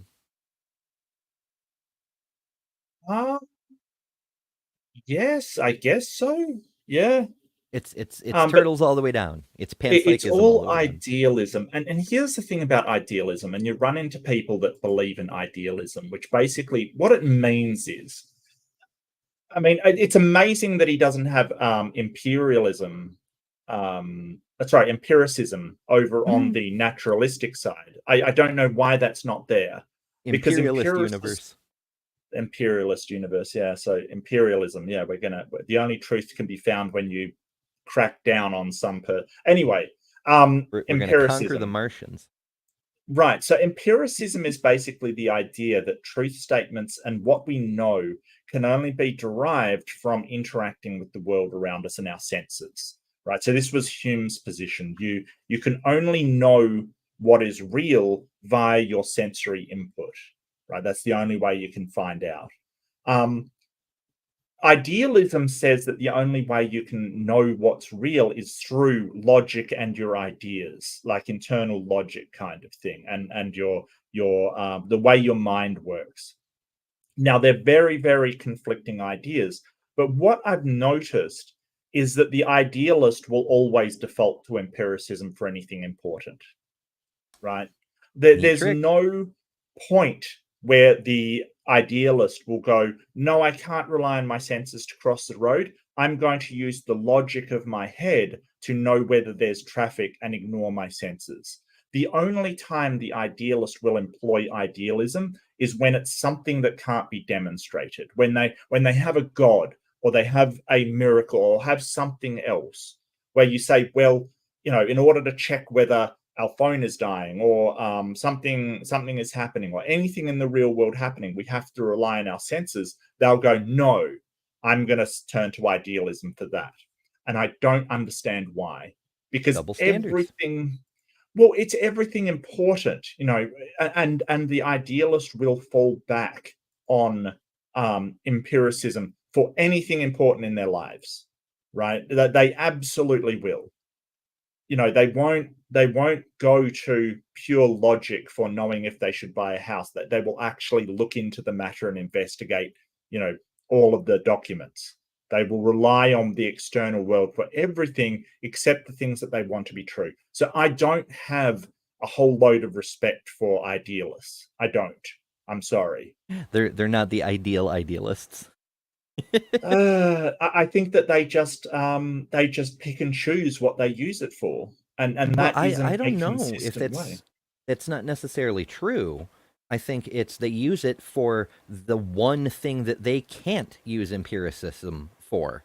It's effectively a tacit admission that the thing that they're trying to demonstrate with logic cannot be demonstrated empirically because it's not true. But I want to believe it anyway, so I'm going to jump through all the mental hoops to try to make it happen.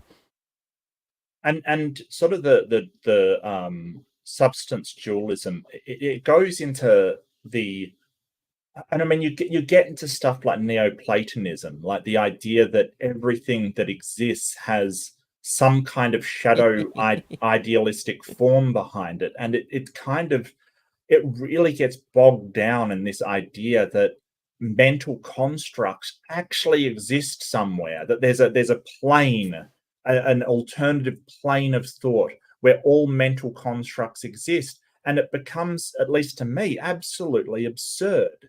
Because, I was talking to someone the other day and talked about a 7-armed Wookiee kind of thing, that has to exist somewhere. Yeah, I just like don't the biggest understand pizza it. slice and magic giraffes. It's the same thing as was it Aquinas or Anselm, one of those guys who said basically God has to exist because you can imagine the greatest possible being, and what would be greater than that if that being actually existed. Therefore, God must exist because you imagined it into existence. But that works the same way with, you have your own island and all sorts of crazy things that obviously are not the case. We can actually test that one, and it doesn't work out. And, other theologians in his own time called him out for that. But theists still posit it. It's, it's just, I don't know. I could go on for a while.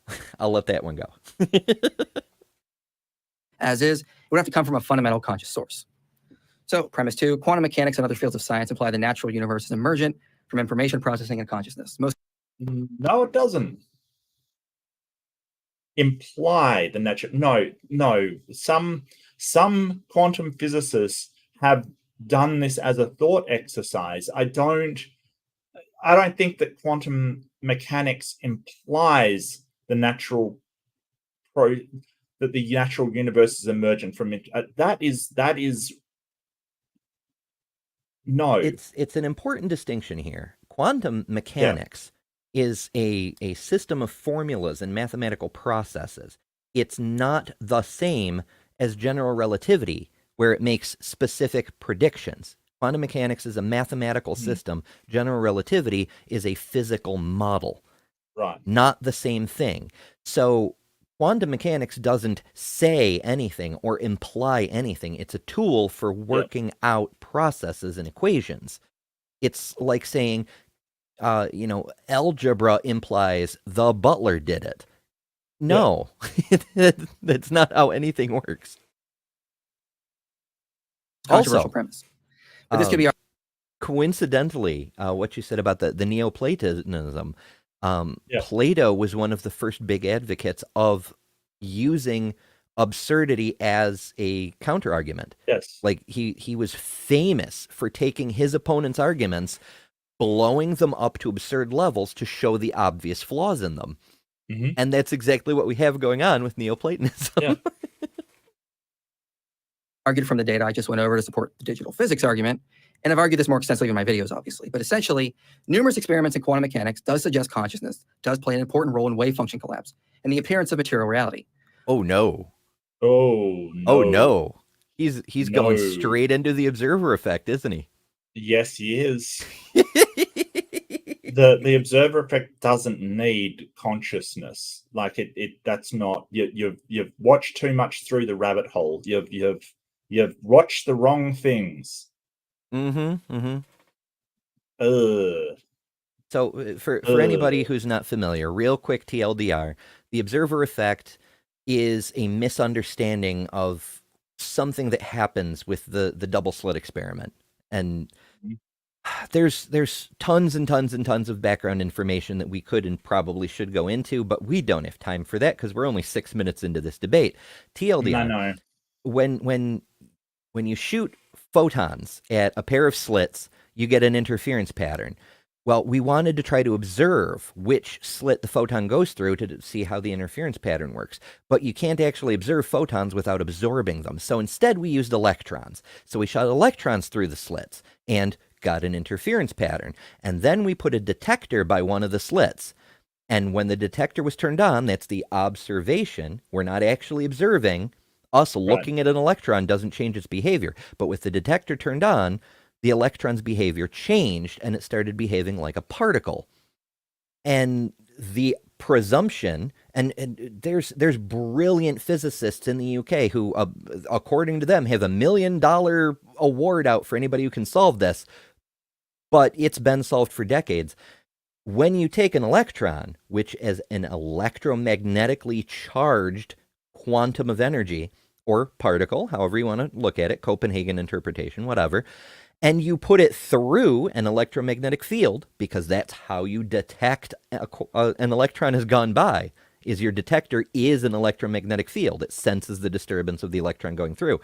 So you're taking an electromagnetic particle and shoving it through an electromagnetic field. Could the field possibly change the behavior of the particle? Maybe. It has to. It can't not. That's all the observer effect is it's this misunderstanding of substituting an electron for a photon and running it through an electromagnetic field and not realizing that the field has an effect on the thing you're observing. Instead, it's the presumption that us looking at it made it do a thing. No, it's the measurement of it changing the behavior of the thing.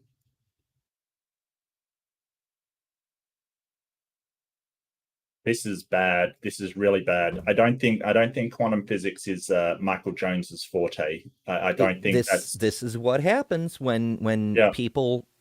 Jordan Peterson does this all the time too. Yeah. Overcomplicating things, grabbing onto topics he doesn't fully understand in order to make himself sound smarter than he really is, to make people just believe him because they don't understand what he's talking about either.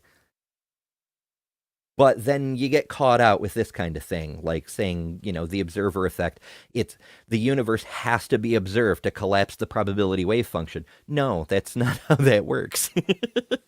No, the uncertainty principle, that's slightly different. That's sort of the more you increase the precision of the measurement, the less you know about like its current status. The more you increase the precision of where it's going to be, the basically the less you know about its current state. That's slightly different. They are related though. They definitely are related. Oh, for sure. And it is a principle, not a law, because it's a limiting factor of our current technology. It's if you want to see where an electron is, you shoot a photon at it. Well, they're the same size. Yeah. So when the photon bounces off the electron, it's going to change its location or its vector or whatever. It's not that you can't know both the speed and position and etc., all the details of the thing you're trying to measure. It's that with our current technology for measuring, we disturb the thing by doing the measurement. Yeah. We get more into this later in the discussion section, but essentially experiments such as... Matt Dillahunty is not going to discuss quantum physics with you. There's no way. Forget it. Matt Dillahunty will just say no. I know. We're giving this way more thought than Michael himself is given, and Matt is just going to be like, why should I believe you, though? Yeah. interaction-free experiments to late-choice quantum eraser experiments to violation of the Leggett inequality, confirmation of the Cauchy-Spector theorem, lead to the inference consciousness does in fact cause collapse. Here's an interesting study from just last year that, without getting into too much detail, they argue Yep, there this it result is. led to considerable strains.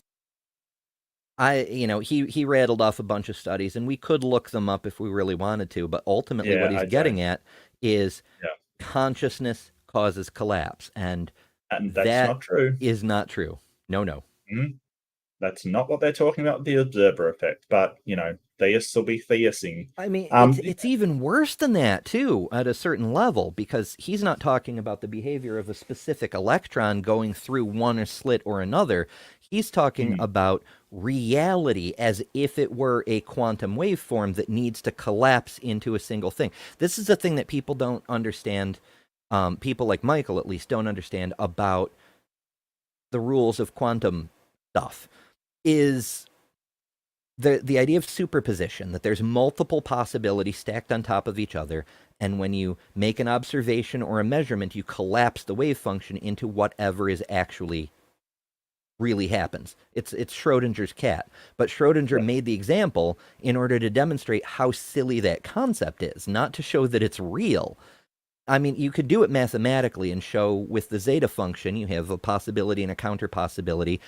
No matter how many you have, they all counter each other. They negate each other, leaving only what really happens. So it does work out mathematically, but you don't even need to do that because that's just a mathematical way of describing things. The reality is that there is one reality.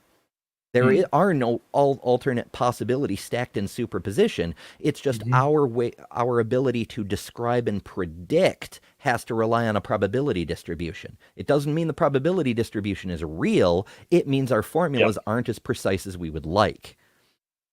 And so there was something that came out a while ago called What the Bleep kind of thing. And yes, what the bleep do we know? Right. And I watched that and I kind of went, oh, when I was younger, I was like, oh, wow, that's awesome kind of thing. And it suggested you can change this arrangement of how the waveform collapses with your own mind because it is the observer, like what he's talking about. And it was soundly denounced by nearly every single quantum physicist. It was really Deepak Chopra stuff. Don't listen to it. It's awful.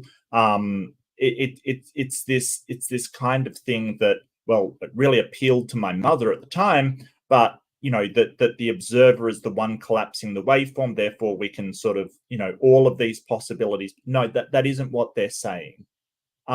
It's really a problem with the mechanics of measuring the states of these quantum particles, not with, well, they're in sort of, all these different states at once. No. I mean, there are superpositions, but that's not the same thing.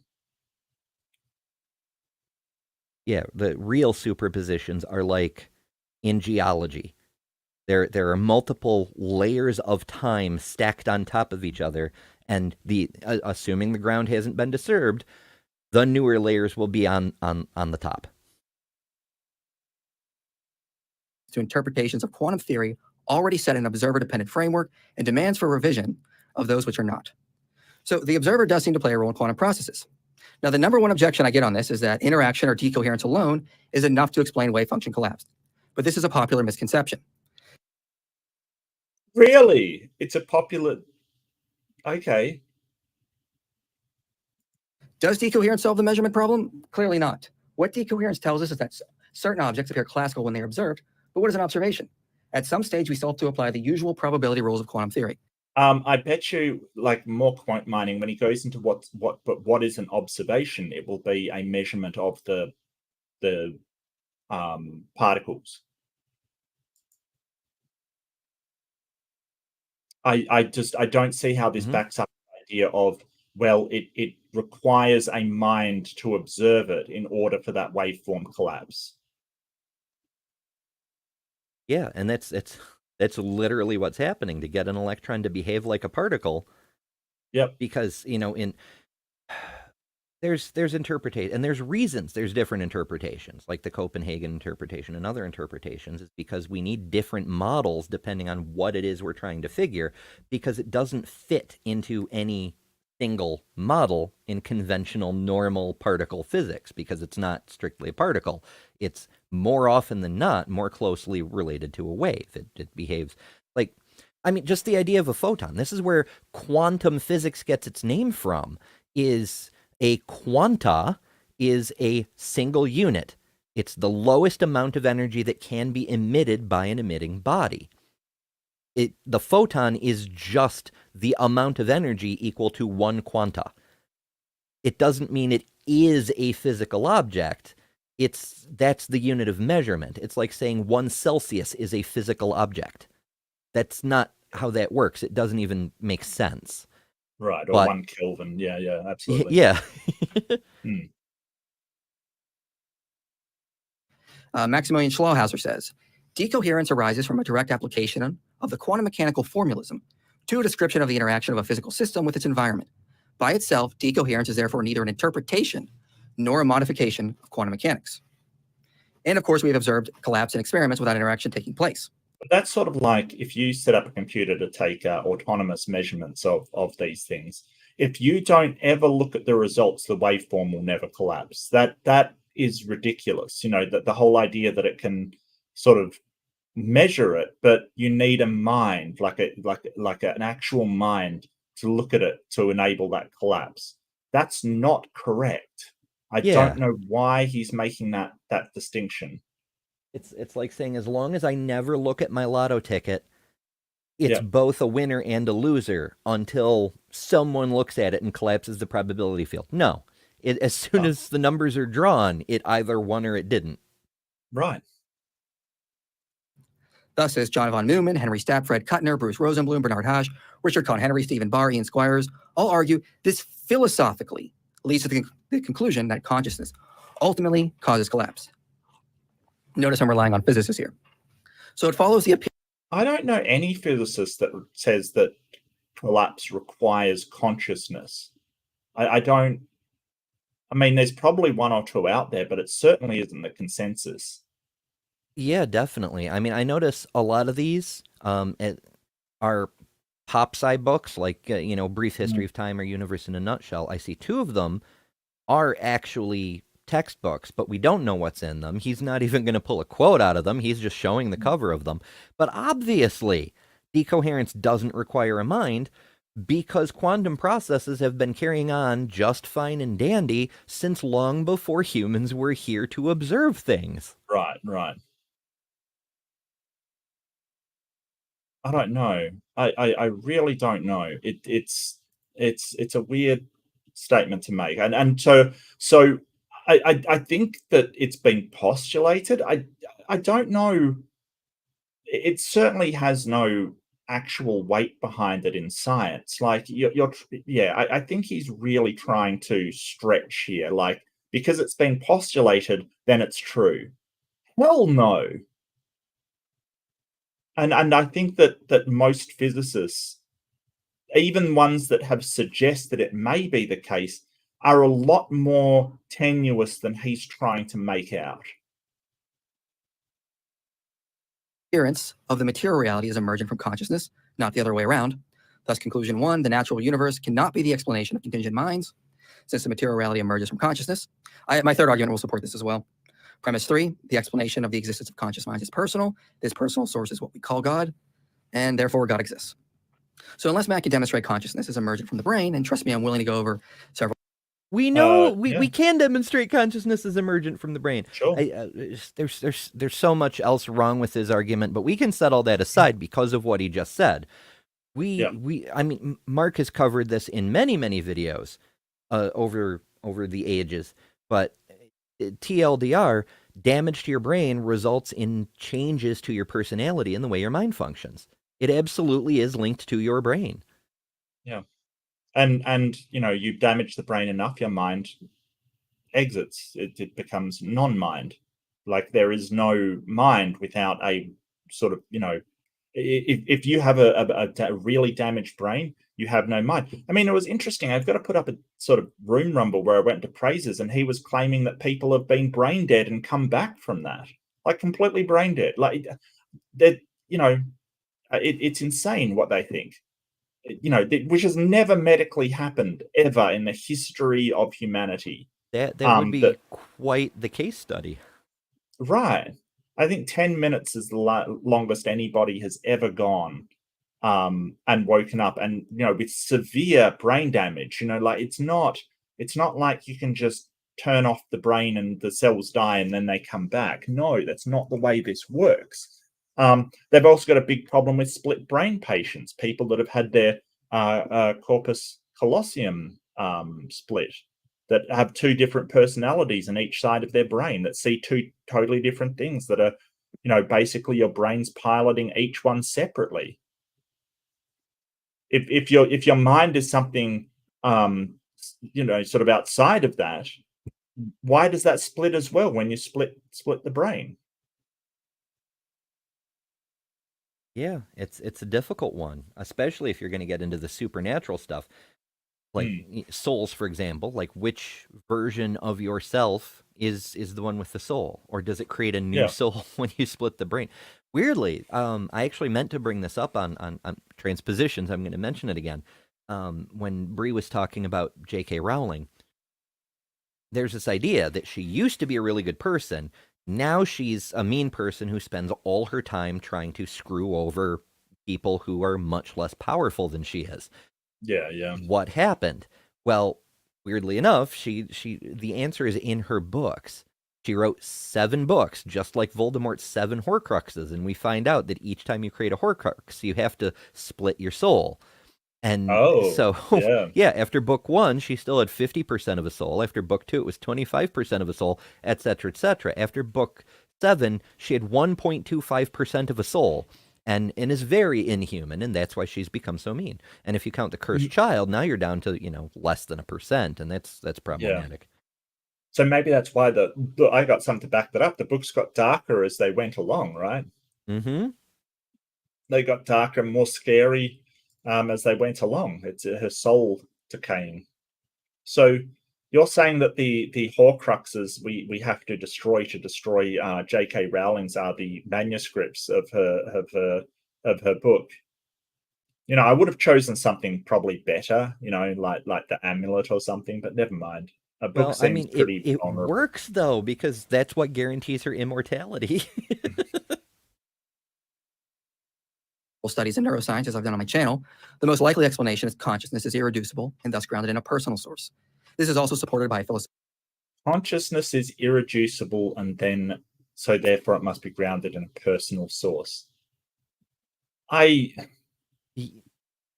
No, I don't think it is irreducible. That's true. Yeah, but also it is grounded in a person. I'm the person. Well, yeah, sure. But I think he means personal source as in God. But we know that consciousness is like, you can lose like language functions, but not other functions of your mind. Basically, you can lose the ability to perceive color, for instance, but not other parts of your mind. You can lose the ability to do math, for instance. Like we've seen brain damage cause all of these things, and it is the amalgamation between the different centers of the brain. I mean, we understand this. We really understand this, that when we're it is, say, the hypothalamus that's responsible for feelings of happiness and feelings of these certain feelings and these drives that we have and these thoughts that we have. We know that it is the anger comes from the isn't it the amygdala, I believe? But that's also responsible for excitement and things. So we know these things are not, just the mind is this thing that's, no, I don't. Yeah.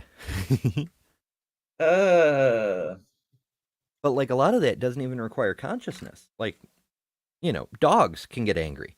Although you could argue that dogs have a consciousness that's just different from ours. It prioritizes different advantages. But it's a whole other thing. Trees can get angry. It's in Lord of the Rings. It's in a book, therefore it's real, right? Ants.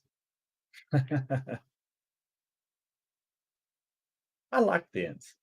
I do too. Freebeard was a Yeah. boss. Yeah, absolutely. Philosophical arguments like indivisibility of personhood, unified visual perceptions, and the irreducibility of consciousness. Now, Matt is Indivisibility of personhood, that's not true. We can sort of know that people's personalities, they're not just one sort of person. We talk about this in the way that our coping modes occurred. Like we are all still the child that we used to be in a certain way. That never leaves us. We're all still, you can be mean to yourself. That people aren't indivisible. It's like you have a whole plethora of people, different states within you, and which one engages is largely what makes your personality. But I can act like a child. I know I can. I can spit the dummy like a kid, and you've seen people that are 40 behave like a 2-year-old. We're all capable of doing this. We're all capable of getting, outrageously angry. And it does seem like we are somebody else. It's because we kind of are. That a personality is an amalgamation of all these different states. I don't think he is right. I think he's wrong. Yeah, I tend to agree. It's Inside Out, to put it in super public accessible Yeah, terms. There's a yeah. Pixar movie about it. There's different Mhm. aspects within our personhood, which is a term we defined. It's not a fundamental characteristic of reality. We came Right. up with that. But within that, there's different aspects, and sometimes the different aspects are at the controls, and other times different ones are. Yeah. And they even in psychology they put names to them, like the critical parent, the pet angry child, and there's a one that is the and basically an adult that thinks logically, kind of thing, and that's the mode that we want to try to be in most. But you do have to, acknowledge the other sides to your personality, because everybody has the capacity to engage in these other modes or these other functions of sort of behavior, and there's complicated reasons for that. I don't think that the person is indivisible. I think it's very divisible. And it reflects what we see in the divisibility of the brain. We know that if we knock out one part, it will knock out all of the associated functions of that part, but not the rest of it. obviously aware of the hard problem of consciousness and recognizes there isn't a sufficient materialistic explanation for this. The hard problem of consciousness is why there is consciousness in the first place. Like, what advantage does that give? I think that nobody has a really good answer, but it may be a byproduct. It may be that that's sort of evolutionarily advantageous. I think the hard problem of consciousness is something that the God idea doesn't solve either. Well, it's a difficult one. Like, we can come up with explanations, but it's hard to test to verify if these things actually are true. Like, the evolutionary idea that it's an evolutionary advantage for us to be aware as a single entity rather than the gazillions of different brain cells processing in a computer fashion. Like, we didn't have to be conscious and still be able to function. And in fact, in many ways, we're not fully conscious. There is still a lot of automatic function. There's the parts of the brain that are processing heartbeat and digestion that we're not aware of. There's a lot of our thinking and decision making that is just, well, this just makes sense. But that's not all there is. I mean, it is just explanation to say that there's an evolutionary advantage in giving us that little bit of what we perceive to be as free will, because it enables us to break outside of logic, to create the art, to create the music that enriches our lives, but also to create innovations that gives us technology, which in and of itself is a huge evolutionary advantage. Just the ability to create technology. That's huge. And so it's looking at evolution from a purpose base, like evolution is trying to get to something, when that we know that's not how evolution works. It's when something demonstrates itself to be an advantage that gets reinforced by natural selection, since the ability to innovate technology created a survival advantage. Evolution doubled down on that, not by choice, but because it's a self-reinforcing mechanism. It is a survival advantage. But that's an explanation. In order to determine if it's really true, we have to make a prediction. And what can we predict? That what we perceive of as consciousness now is inferior to what will be considered consciousness for our progeny 1,000 generations down the line or something. We can't test that. That's not to say it's not falsifiable, just that we'll be long dead by the time 1,000 generations has passed. Yeah, absolutely. We're not going to see the outcome of that. Mhm. And it may be that consciousness like we have is a mistake. Whereas, if according to evolution, if we end up destroying ourselves, then that was a mistake, due to that consciousness. Oh yeah, It it doesn't could wind care. up to ultimately be a dead end. Yeah. Like the 99% of other species that are out there that, if consciousness was incorrectly selected for survival, we just don't survive. That's it. Evolution doesn't care. It doesn't care about your feelings. Mhm. On the Atheist Experience, July 28, 2019, in response to a caller named Noah, Matt said, I'm personally of the view that consciousness is something that is the product of a brain. But let's say we have no explanation for it. Then we are in a position where we have no explanation, and that doesn't mean you get to claim that a deistic or pantheistic view is somehow likely just because you think that it offers an explanation for something for which we don't have an explanation. Now, sorry, but this is not really a good response to the argument from consciousness. Yes, it Kind of is. It's you're doing God of the gaps. We don't know why consciousness exists, therefore God. That's not a good argument. Yours isn't a good argument because it is God of the gaps. It is literally a logical fallacy, an argument from ignorance. You don't know why we have consciousness, therefore God. That's the bad argument, sir. Wow. Yeah, he may not like it, but saying I don't know is always superior to making shit up, especially when that made up shit fails every test you can put it to. There is no materialistic explanation for consciousness. That doesn't mean someone can ad hoc exclaim we cannot offer other explanations for consciousness. No, we're saying we don't know if there's a materialistic explanation, right? We don't know. Not that there is no material, like there will never be we might discover a materialistic explanation tomorrow. We don't know. That's the whole point. You're trying to take that as there is no materialist explanation to be found. He's really working language here to make it seem like, oh, Matt's saying that there's no explanation that could possibly be found that's materialistic. He's not saying that. That's like that. another one.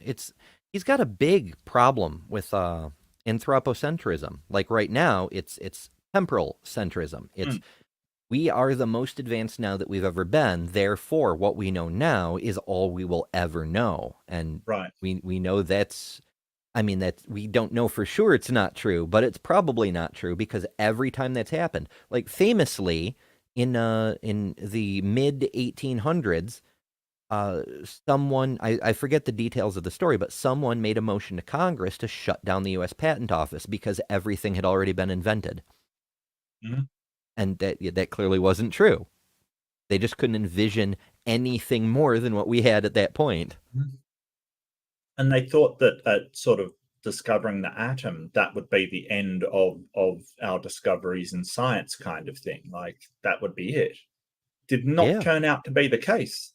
Oh, hugely, because you don't know what you don't know, right? Like, okay, yeah, we discovered the atom was real. We discovered the atom was, in fact, not the smallest thing. We discovered how to split the atom. We did all of that before the invention of the fucking transistor. Yeah. Materialists do not have a monopoly on explanations, and all other alternatives have to be dismissed. And the fact is, from a priori reasoning about our own consciousness, as well as data from neuroscience and quantum mechanics, the evidence suggests consciousness is irreducible, which is why... What? No, it doesn't. What are you talking about? irreducible complexity of consciousness. Such a weird web he's weaving here. I know. I don't.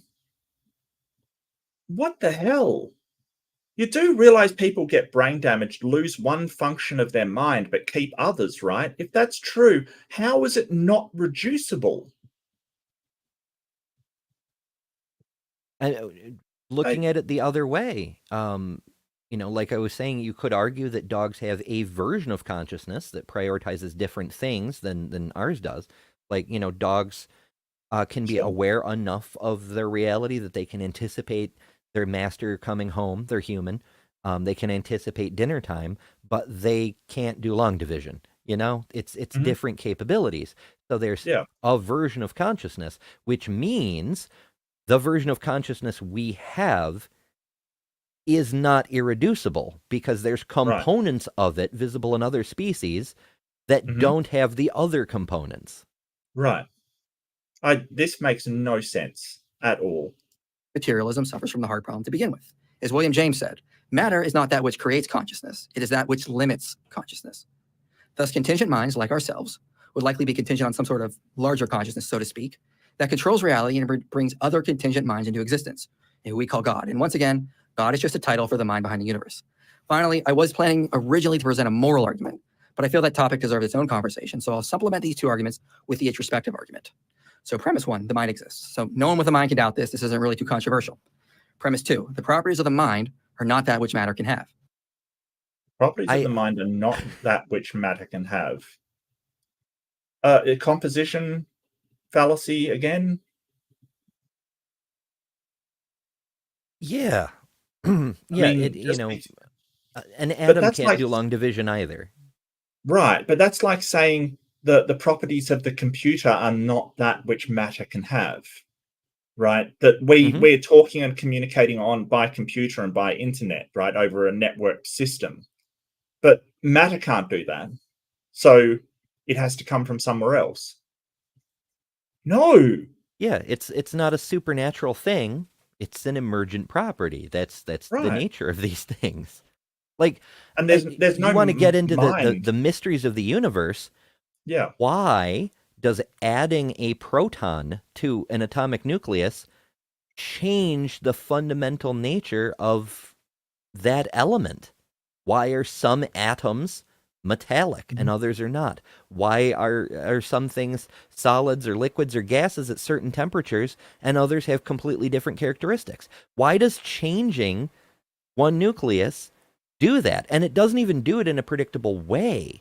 Like, so you can add atoms and you start to build into the metals, and then you reach a point where you add one more atom and you're back to the non-metals, and you have to add a few more to get back into the metals. It's not consistent. The periodic table is our best effort to show the relationships, and even then it's complicated as hell. So if you want to get into the mysteries of the universe, chemistry is a much better place to look, because we have no fucking idea what causes elements to have the properties they have. And look at stuff like radiation decay. We know that the half-life is when half half that element will decay. We have no idea why some atoms decay and some don't.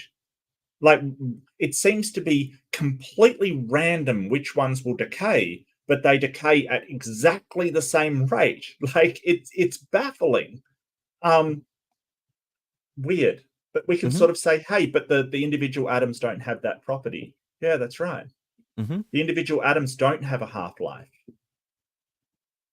But put them together, and as an emergent property, they have a half-life. Like, we know that over a certain amount of time, exactly half the atoms will decay. It's almost like they're talking to each other and deciding. Must be a mind. Yes. So far, there is no evidence or theory which can show how consciousness or mental properties can reduce to matter. So John Sear says, how does a mental reality, a world of consciousness, intentionality, and other mental phenomena fit into a world consisting entirely of physical particles in fields of force? Colin McGuinn says, the problem with materialism is that it tries to construct the mind out of properties that refuse to add up to mentality. There is simply no evidence. Yeah, but the atoms in my computer don't add up to a computer either. This is the thing you've got, like, this is the baffling thing. This is the composition division fallacy. It is just a logical fallacy that the properties of the whole do not have to be shared by the properties of the individuals that make it up. That is the fallacy. That this computer system with all of these things happening in front of you emerges out of the components that go into it. It is baffling that people think this way. Yeah, it's a problem of perspective. It's from this very particular point of view I've chosen to not move from. I don't understand how this thing works. Therefore, God. But from any other perspective, it doesn't look that way. And there's nothing in the computer atoms, the silica making the circuit boards, the copper making the pathways. There's nothing in there that can add numbers together or perform a bitwise operation. There's nothing in those that can do that. It is the system put together that can do that. Woof. Wow, Michael, come on, dude. Seriously. Consciousness can emerge from matter. All neuroscience can show at best is correlation, not causation. However, the properties of matter that we experience can easily be reduced to mind. Since all of what we experience is a world of qualia, taste, sounds, etc., so we essentially experience a mental reality. So there's no reason to posit a discrete material world beyond what we experience. Keith Ward says it like this. Any physicist will say that brains are mostly empty space, in which molecules, atoms, electrons, and quarks, and other strange particles buzz about in complicated ways. It seems as though physical objects, when not being observed, have no colors and no sounds, smells, or tastes either. Sounds, like colors, are not physical events. Neither are smells, tastes, or sensations. Things do not smell like, taste like, or feel like anything when nobody is smelling, tasting, or feeling them. The physical world, it seems, is totally vacuous. No colors, smells, sounds, tastes, or sensations. What on earth is left? Second, two neuroscientists also recently argued problems space with that and the rate of time we experience or just boy, solipsism again. Well, it's that if a tree falls in the forest and no human is around to observe it, do the atoms of the air still move? Right? Like saying sound is not a physical event. It literally is. That's all there is to it, is it's moving atoms that have been disturbed by something. Sure. And I would argue it would. Like, I would certainly argue if it would. Like, we can see in the absence of humans, but you're sort of arguing of this, well, if no one ever observes it, it didn't actually move. Yeah, it's like, this thing. What color is it? I'd call it light green. You might call it something else. But if I'm not looking at it, is it still light green? Of course it is, because that's the frequency of the photons that are being reflected off the damn thing.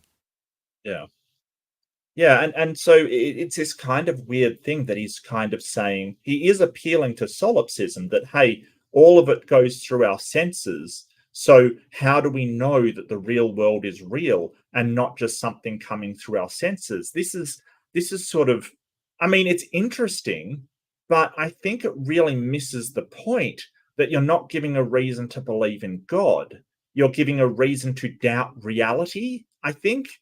But it's such a weird argument because you grant by you're validating that my senses are real by talking to me and expecting me to hear you and expect, it's this weird thing where people who want to argue for a God basically will argue the inability to confirm senses, yet try to engage your senses to make those arguments. It's this weird dynamic of people that have sort of radical skepticism. We have reasons to believe our senses are indicative of the real world. And kind of pragmatically, we don't have a choice, really, do we? Unless you come up with some other way to engage with the world around us. I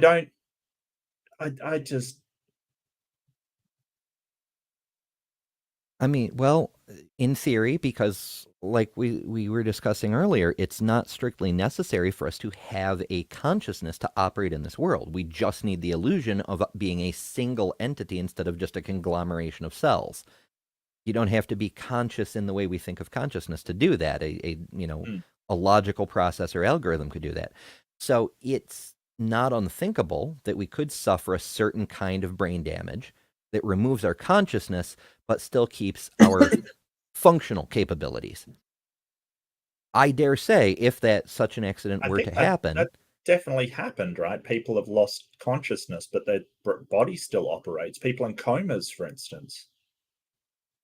There is that, but I'm thinking of an in-between state where I could still walk and talk and move around, but without any sense of personal personness. Like I'm just carrying out the biological functions necessitated by my physical body. I don't actually care about anything. I don't make any choices per se. I just do what needs doing, and I make decisions based purely on, a logical plus and minus consideration, something like that. I could still perceive light green if that were the case. True. Yeah. That's true. But I mean, the problem is also testing that. Like, how do you test that? Because the only way we know what you're perceiving is by talking to you. I suppose we could possibly hook up something into the brain and sort of see the neurons firing and stuff to see what you're actually thinking. But all of this rides on our technology not finding, as we learn more and more about the brain, the more and more this argument becomes sort of the brain's just a transmitter kind of thing, and we can kind of demonstrate that's not true.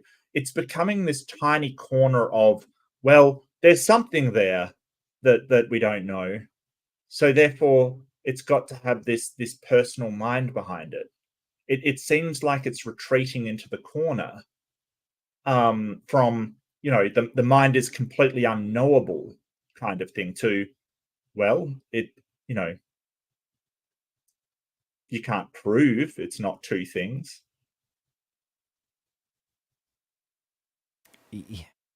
I'm reminded of the old days when they thought that the mind resided in the heart and the brain was just a cooling organ for the blood. Cardiocentrism that was. And it's why in the Quran it says, when you think deep thoughts in your heart, and it's like, say what? Yeah. It's an adventure. Models of the mind. Yeah. Again, correlating with this idealistic worldview. Thus, the first conclusion is mind is not reducible to matter. And then premise 3, substance dualism is unnecessary.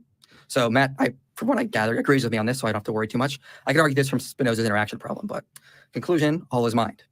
If all is mind, this correlates with the previous two arguments that there is a governing mind that brings us contingent minds, limited in matter, into existence and experience and operating reality.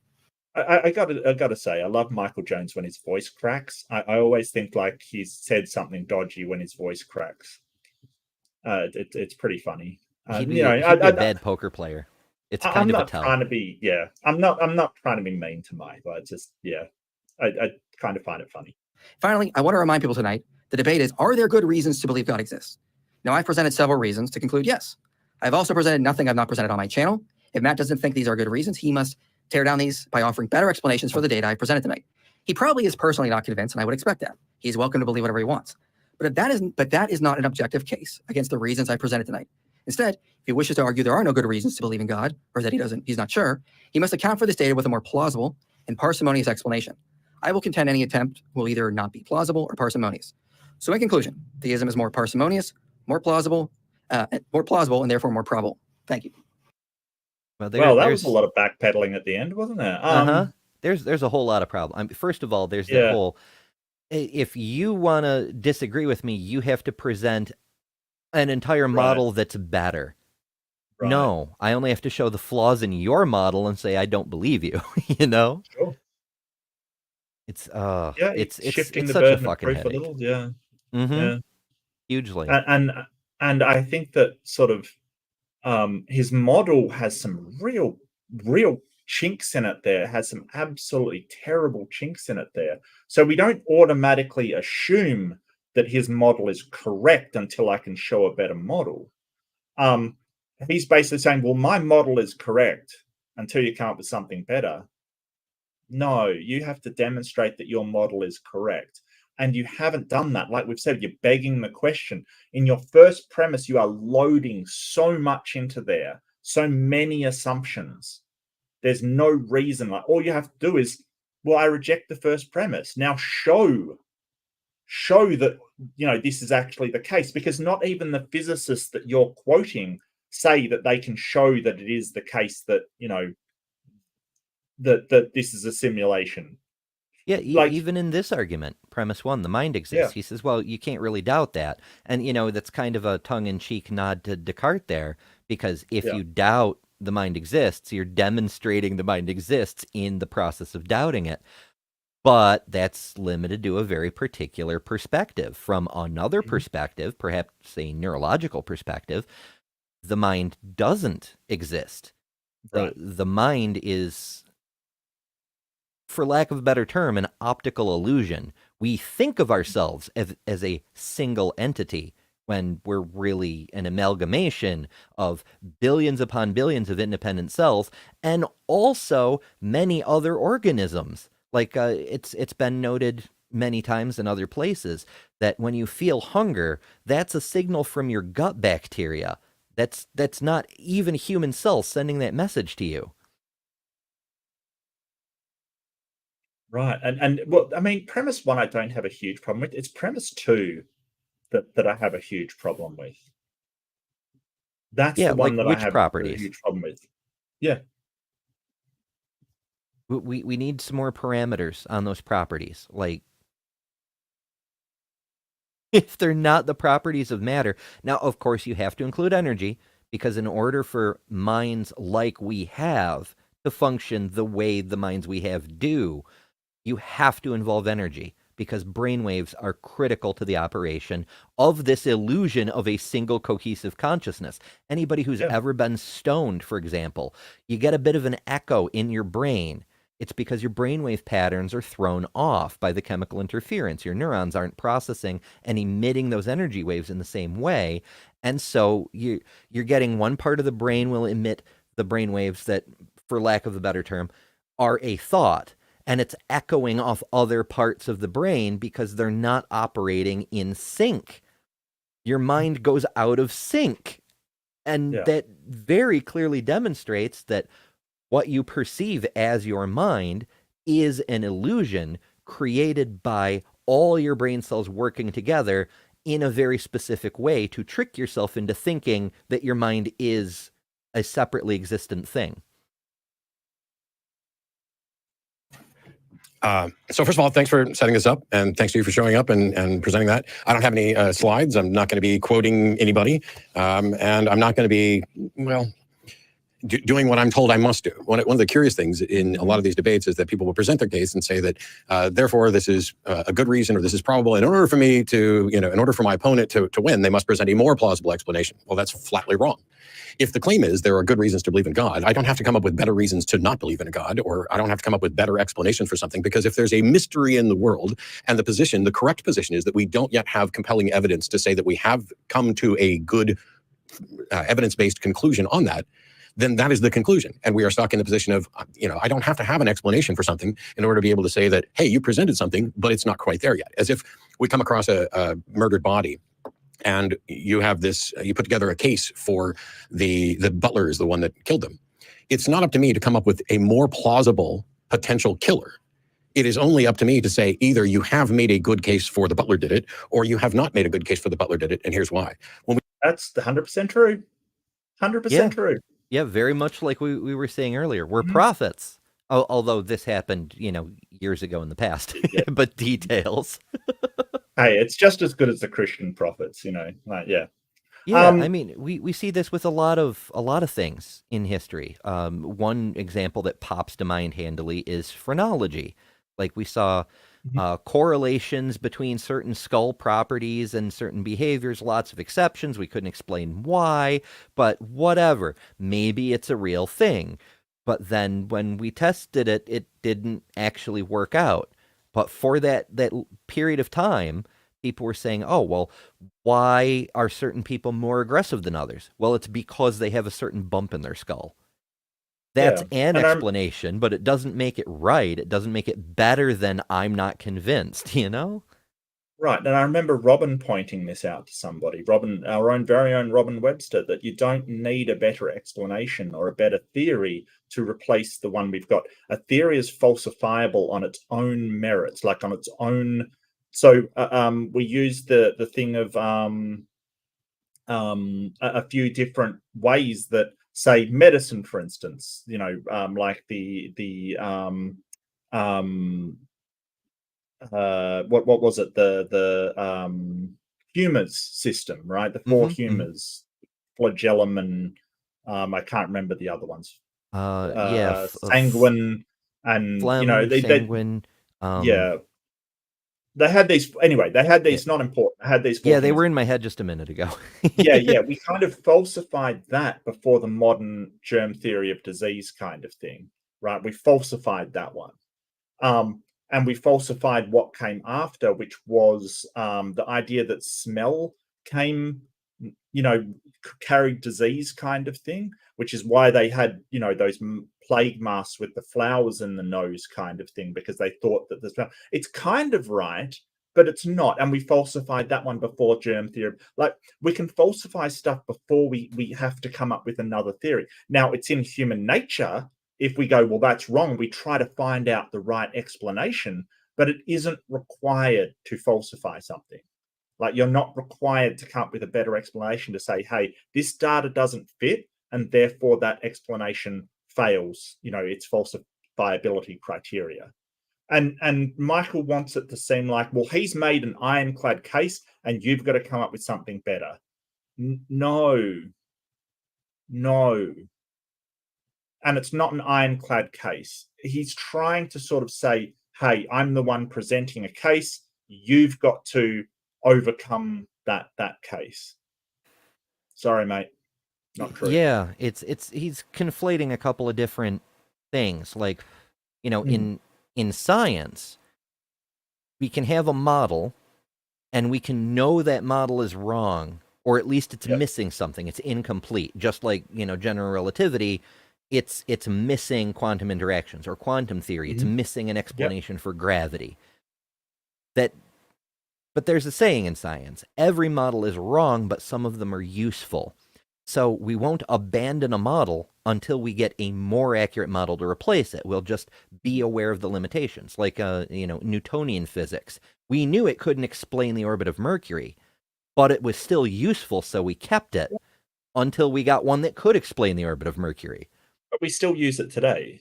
Because it's easier to use in a lot of cases. Yeah. But and it's accurate enough.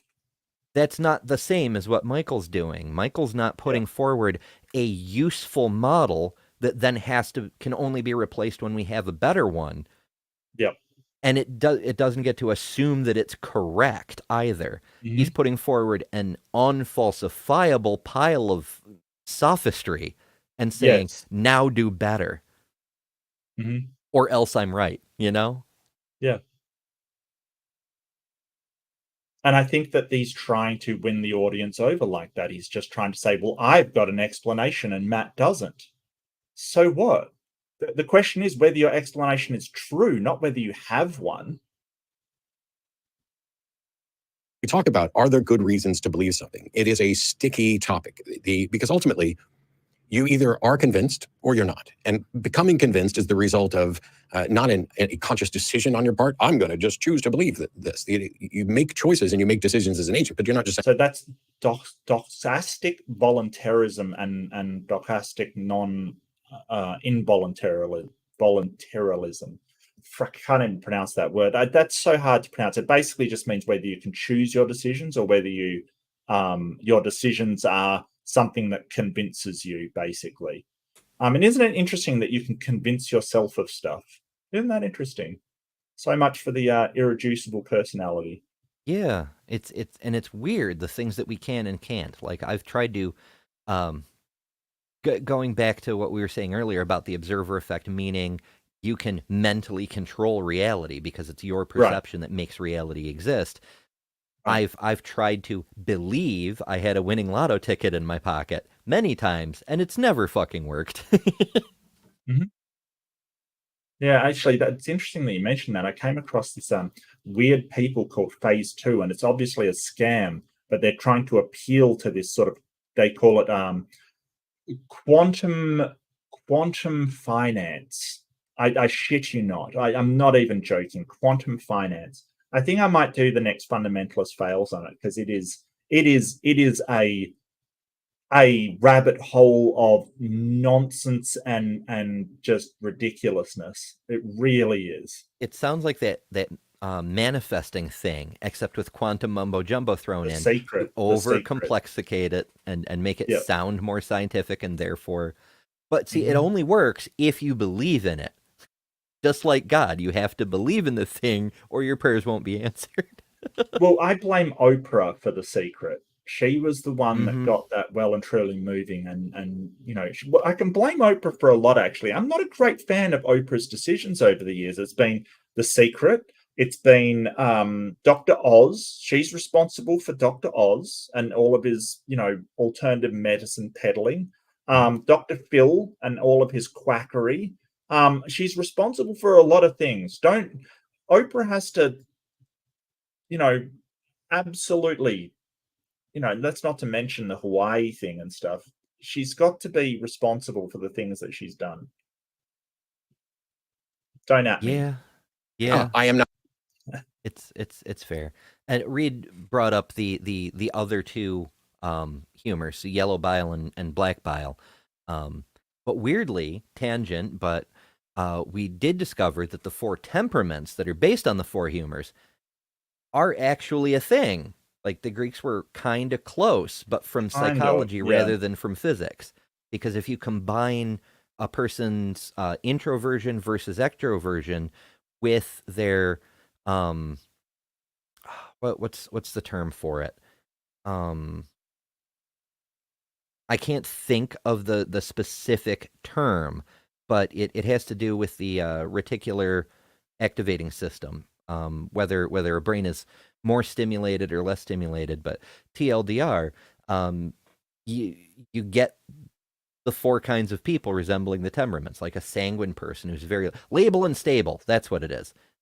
Introversion, extroversion, labile and stable.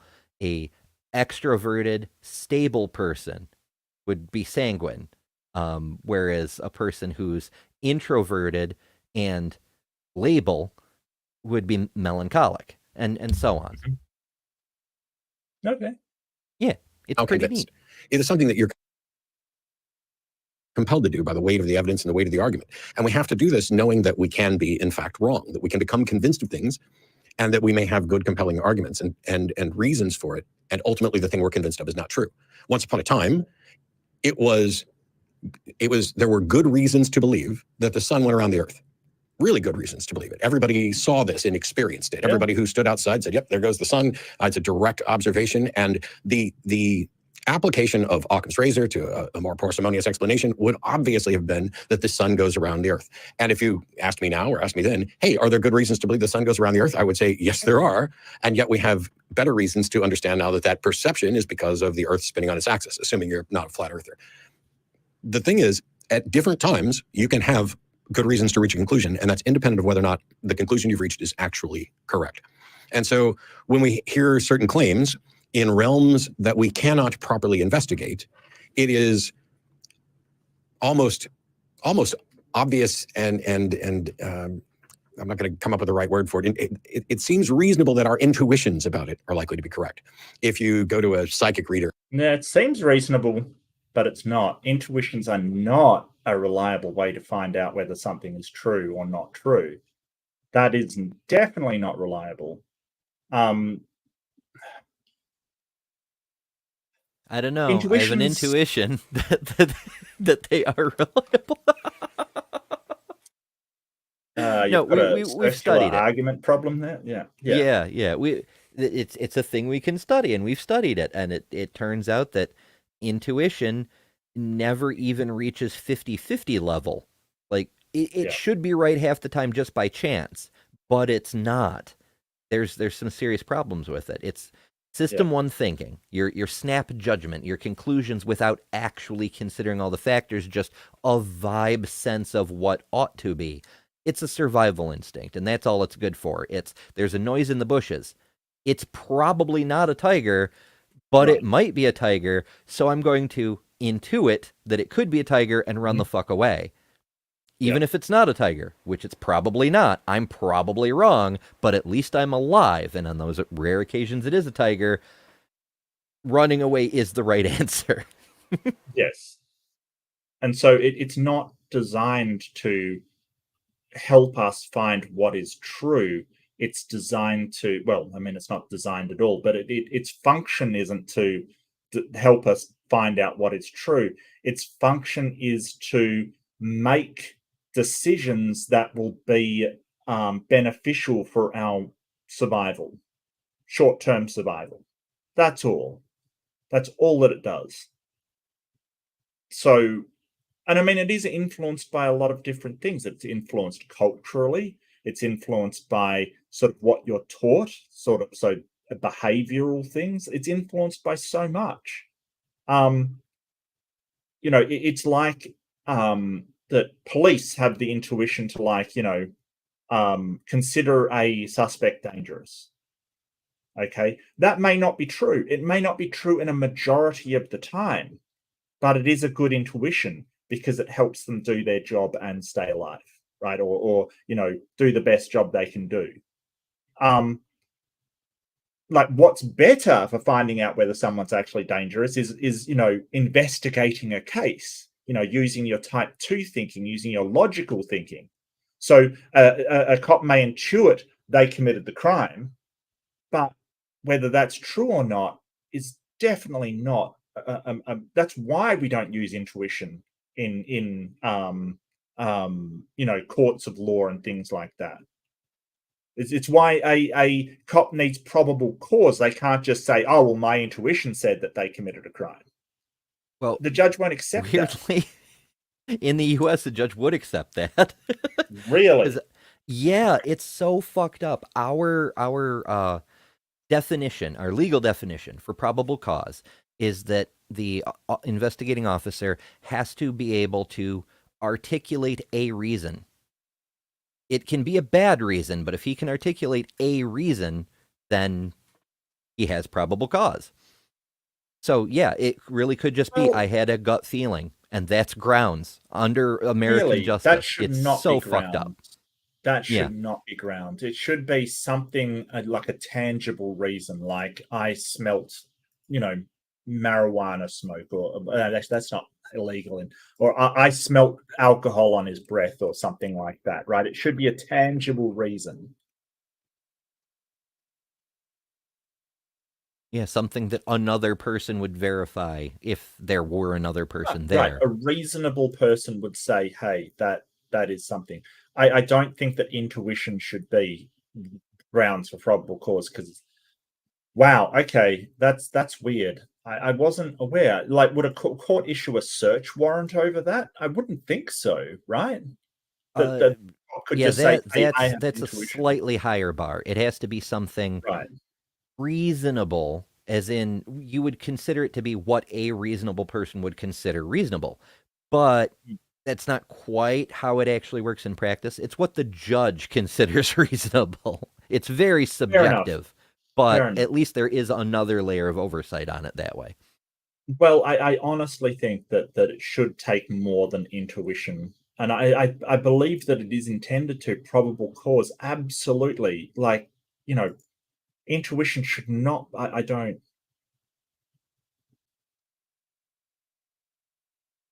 There's also an element of Texas sharpshooter involved there. Well, the definition of the US Supreme Court says that probable cause exists whether at the moment of arrest, the facts and circumstances within the knowledge of the police and of which they had reasonably trustworthy information are sufficient to warrant a prudent person in believing that a suspect had committed or was committing a crime. So just pure intuition does not fall upon that.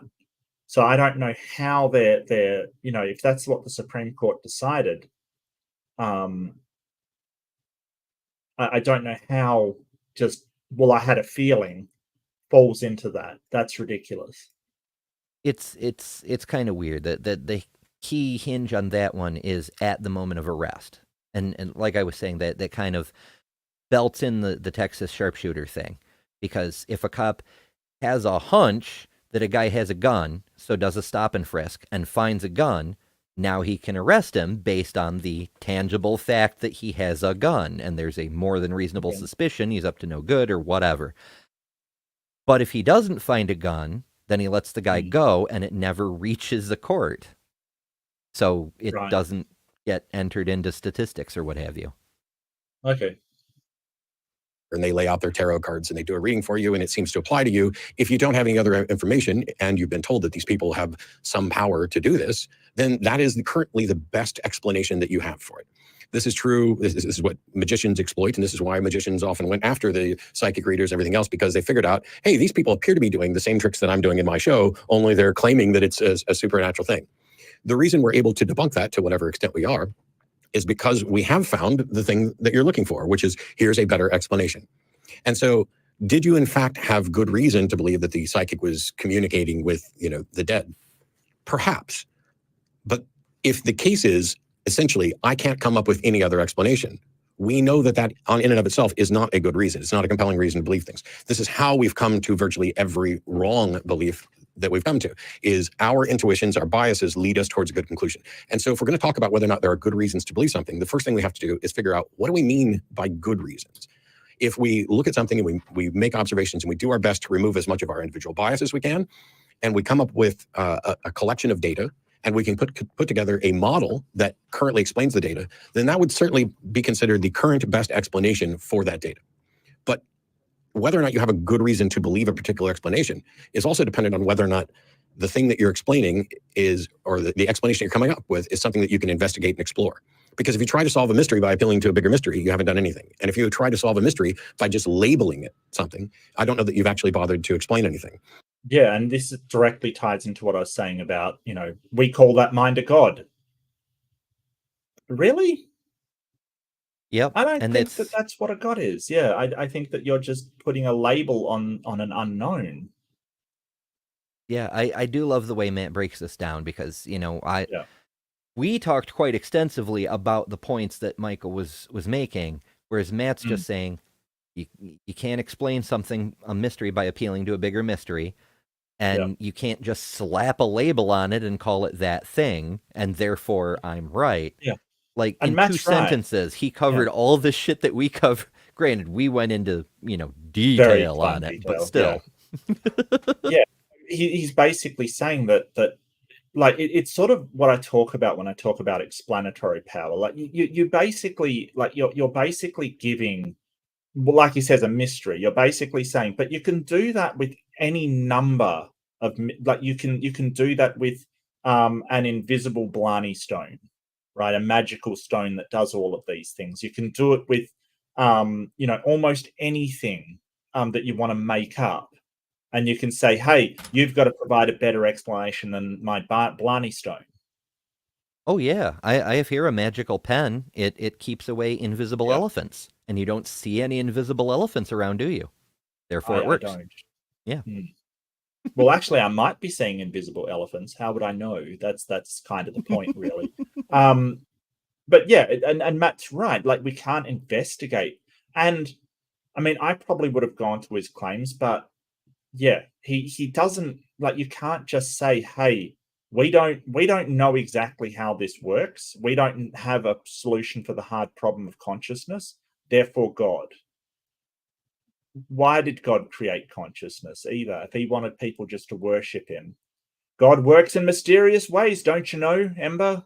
God works in, we don't have to have an answer for that. Well, where did God come from? Well, it was uncaused, has always been there. We don't have an answer for that either. Why this universe in the configuration it's in? God works in mysterious. It's all part of the plan. It's not answering anything. Yeah, if it really is all mind, then why should it be that atoms with a particular number of protons exhibit certain properties. Right. Why would that matter if it's all God's dream or whatever? Yeah. And I would like to add on that every time people have said that God does this thing and we've gone to investigate, we've never found a God, only naturalistic explanations. God used to throw lightning. God was responsible for storms. God controlled the weather. God, provided oxygen. And every time we've investigated all of this stuff, it's never been a God. It's been natural systems doing this stuff. Mm-hmm. Even within the Christian book that Michael apparently believes in, Tower of Babel. We built a tower that was too close to heaven, where God lives, up in the sky. But now we've gone above the sky. We've got airplanes, and nobody's finding God. We've gone beyond the atmosphere. We've gone to the flippin' moon. And every time we can go farther, God seems to move further and further away, even though the magic book says he's in the sky just a few stories up. Yeah. And so if we look around at the universe and we say, what would we have to do to try to make sure that we're coming up with good reasons or the best reasons, or that our internal model of reality is as accurate as it can be? Then one of the key things is to remove any biases we have, to operate, the veil of ignorance is something that I've referenced quite often with regard to morality and other things, but this same sort of thought experiment applies to any other question. And if you come across somebody who's hanging by the neck from a rope, if that's all you're told, your intuition is going to be, they either committed suicide or somebody hung them, whatever. But that's because we don't think about the possibility of an accident and the fact that we haven't been given enough information. It's entirely possible, as somebody who served in the Navy, I can tell you that a bight of rope laying loose that gets tugged could cause an accident where somebody ends up hanging from the neck. So the next thing we want to do is we look at and investigate the rope. Was this rope tied in a knot? Was it secured? Is it a special knot for this? And you continue going down that line to collect as much information as you can. If you just start at the initial observation and say, how best can we explain this? Of course, you're going to get to the notion that consciousness must come from a mind or anything along those lines, because you don't yet have enough information. And so we can, I don't know why we would, go to a bunch of physicists to have them start doing philosophy for us. I mean, that seems a bit strange. Here's a bunch of physicists who say that philosophically speaking, it should be this. I'd rather, I don't know, I would say I'd rather go to the philosophers. However, that's potentially just as much of a mess as anything.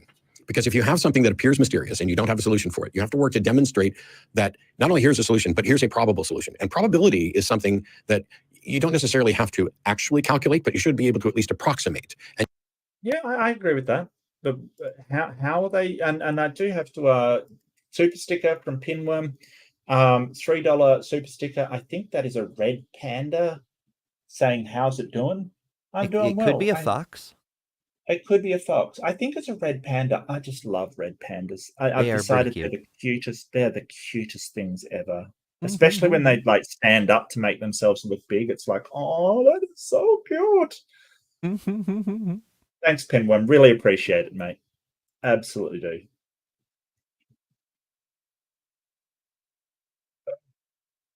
Yeah, and so this is the thing about like people saying probabilities. How did you arrive at this statistical calculation?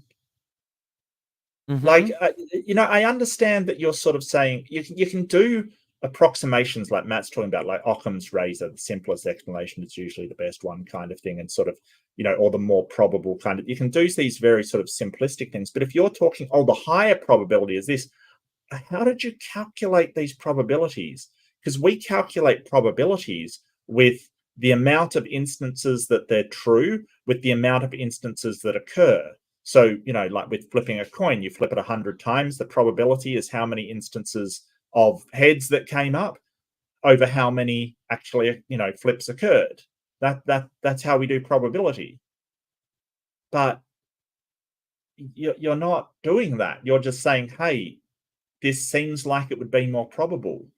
How the hell did you arrive at that?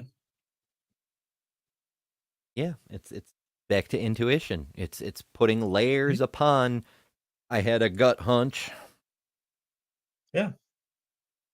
You can't say that X is more probable merely because it hasn't been disproven or merely because somebody hasn't come up with a better explanation, because it's more probable than what? It's more probable than no explanation? Well, that is not, if we don't know anything about who killed the person, The butler is a more probable explanation than nobody did it. But the people who are not convinced that the butler is guilty are not saying nobody did it. They're saying we don't know who did it. You may have enough evidence to make it a compelling case that this was a murder, but you haven't come up with, a compelling case for who actually did it. Oh, this is genius. This is absolute genius, because he's right. He's trying to set it up as it is more probable that a god did it than nobody did it or nothing did it. But we're not saying that nothing did it. We're saying we don't know what the alternative is.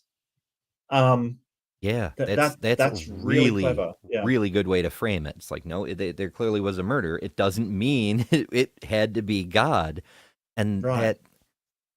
Oh yeah, it goes back to what I'm frequently saying, is that fundamentally these sorts of things, it's the wrong argument, right? Because even if Mike proves that what he chooses to call God is the thing, whatever, what is the use of saying there is a God? The entire point of religion and bothering with all these God concepts or whatever is because people think they have the specific God and what that God wants. It's very analogous to this murder thing. You can say there was a murder, therefore a God did it, because we don't know which mortal did it. And even if a mortal did it, God drove them to do it. It was the will of that God. Whatever. It doesn't matter. When you pull back the veil of all this bullshit Michael has piled up in order to try to make a case that there is a magical something, or at least a phenomenon that he wants to call a God. What is the actual point, though? Like, until we can determine not only if there's a God, but which God, what difference does it make if we don't know if it's Jehovah or Allah or Vishnu or something else that no human has ever even thought of? What difference does it make? Because even if there were an ultimate mind behind the universe, if we don't know which thing it is and what it wants and what its rules are, it doesn't actually help in any way. So really, you can make this. I would like to do an analogy. We can make this thing with, say, if somebody said, well, lightning comes from Zeus, right? So if you say, hey, lightning comes from Zeus, you've got to have a better explanation. Somebody in Greece at the day will say, well, I don't know what causes the lightning, but I've got no reason to believe it's Zeus throwing thunderbolts. That they could make that same argument that Michael is making now, that you don't have an explanation, therefore mine is more probable. Yeah, and there's no way to compare that. It's right. The fundamental position. It's perspective. Like from Michael's perspective, he already has a God belief in mind, so saying there's a God seems to make his more probable, but that's just an optical illusion of his perspective. From the atheist perspective, even if there were a God, which is by no means a foregone conclusion, but we've got some people saying it's Yahweh, and some people saying it's Allah, and some people saying it's the spirit of Buddha, and so on and so on and so on. And they're all making claims, and nobody can demonstrate they're more correct than anybody else, so why should we believe any of them? Yeah. Why can't we just say, well, we don't know? It's never whether there's a God or not. It's you're claiming a specific God, and we're not convinced. There's no reason to be. And, the number one, he never actually pointed out which God he's talking about, which is kind of a bit of a problem. But also that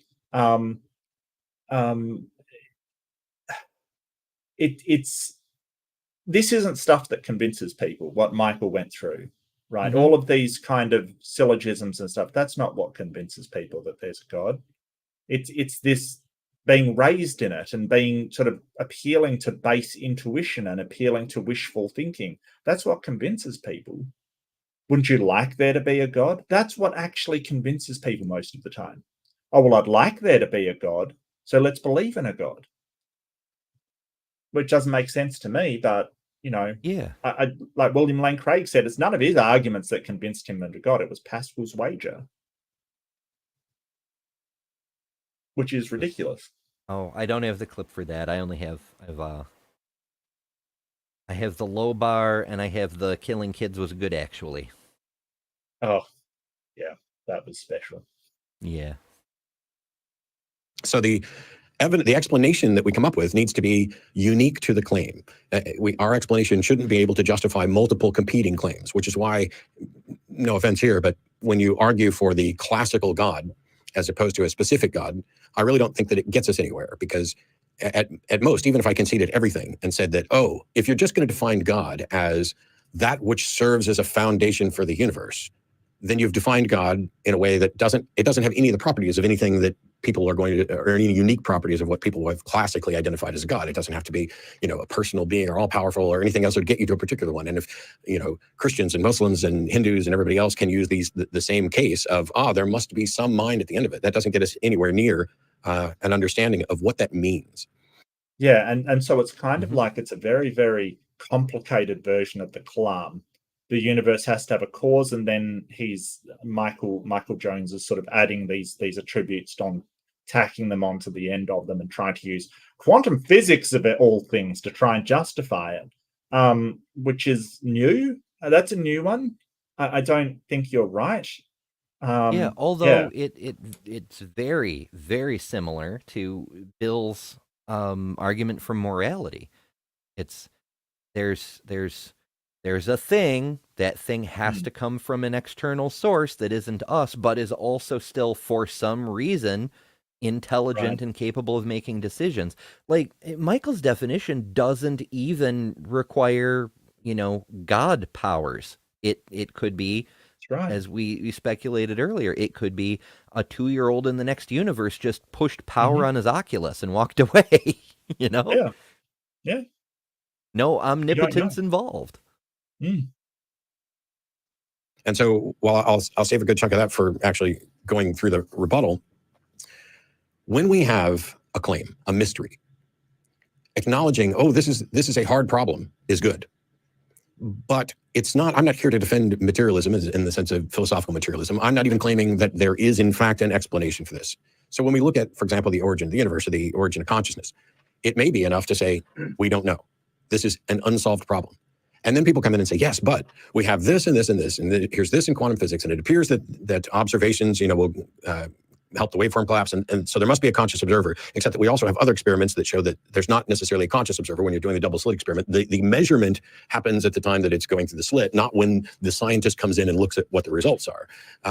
Now, even... Yeah, he's right. You can measure tons of measurements on computers. There's no mind involved. And then someone can look at them later. You can't, you're basically saying that it is that person coming in and looking on the computer that collapses the waveform. Then how did the computer get all the measurements? Yeah, and that's the fucking weirdest thing about it, is because people who make that case, that's where they get the idea.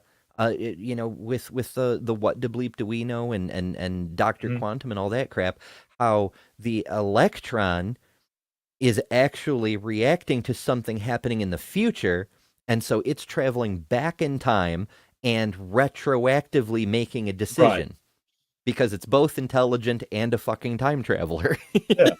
That's the simplest explanation, though, because you don't have a better one. Yeah, basically, yeah. And if there is seemingly good evidence that somehow consciousness is collapsing it, you have no mechanism by which you can say that this is the case. And this appears to be a good chunk of the arguments that are being presented both here and elsewhere. So if we're going to say, are there good reasons to believe in a God?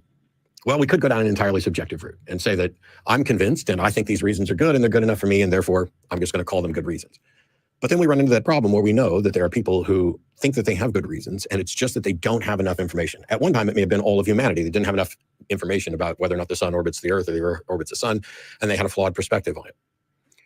They still had a good reason.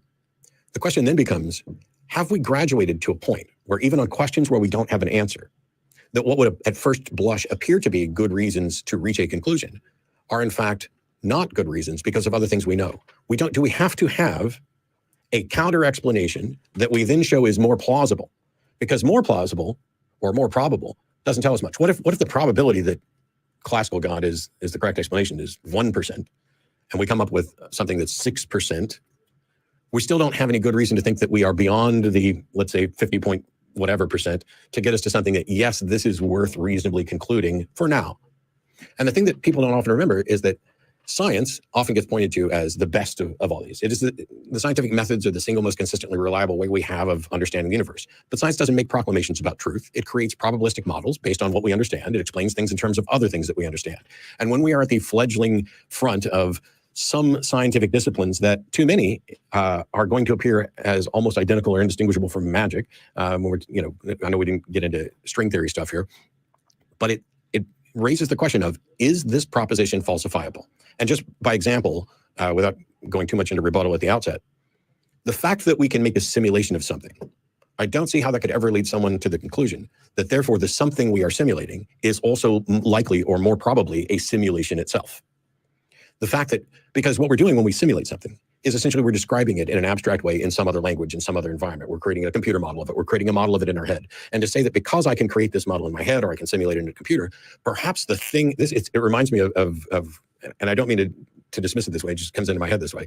The scene in Animal House where they're all high and they're talking about, what if we're all part of the universe on a fingernail?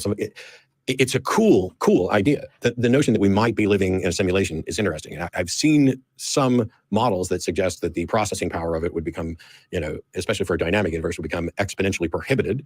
But none of those arguments will fly either, because those are based on the physics and understanding that we have in our, let's say, simulation. And so what can you tell about the world outside of the simulation? All of these problems where we seem to reach a limit in our ability to explore, to investigate, and to understand, my view is, I don't know what the explanation is. I don't even know how you could say what is more probable as an explanation. And the best thing we can do, seemingly, is to argue by analogy, which, when we've done that in the past, when we have made these claims that this is the best explanation that we have based on our current understanding, at any time later where we found out what the actual explanation is, we found out that we probably were wrong. We're constantly being wrong, which is why all of science is this tentative proclamation about a likely model based on evidence, and not this is the truth, or this is the absolute truth. Like, I don't think we can get to absolute certainty on anything.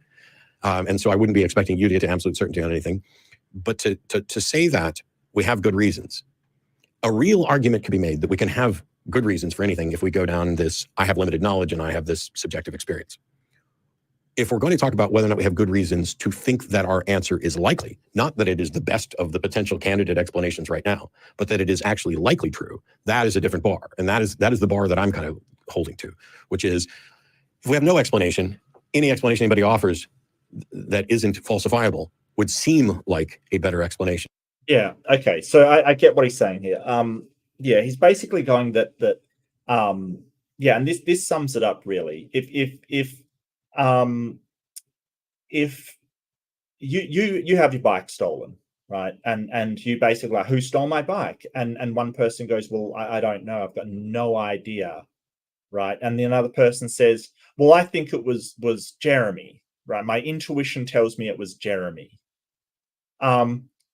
It does seem more likely to be Jeremy than nobody, right, than you know what I mean, like our intuition says, well, I like the Jeremy explanation better than having no idea at all, right? We kind of lean towards any explanation rather than none at all. Oh, it's worse than that, because what he's saying is it was probably a hoodlum, like not even a specific person. So you can go to true, Jeremy a hoodlum and say Jeremy doesn't have it, but you still can't prove me wrong unless you do find the actual bike. So we're really talking about a bike that never existed, who stole it. You can't prove me wrong. Right. Therefore, I'm right. But that's not how that works. You have to demonstrate you're right, not just move that goalpost to an unreachable position and say you can't prove it's wrong. Yeah, you've got to find the actual thief before I stop believing it's this person. Like, why would I don't see that's yeah. intellectually painful, because that's literally how the American justice system works. Is the cops will, on intuition, pick a suspect and say, this person did it. And unless they can solve the case and prove who actually did it, we're going with the assumption they're guilty. Well, And- not in a court of law.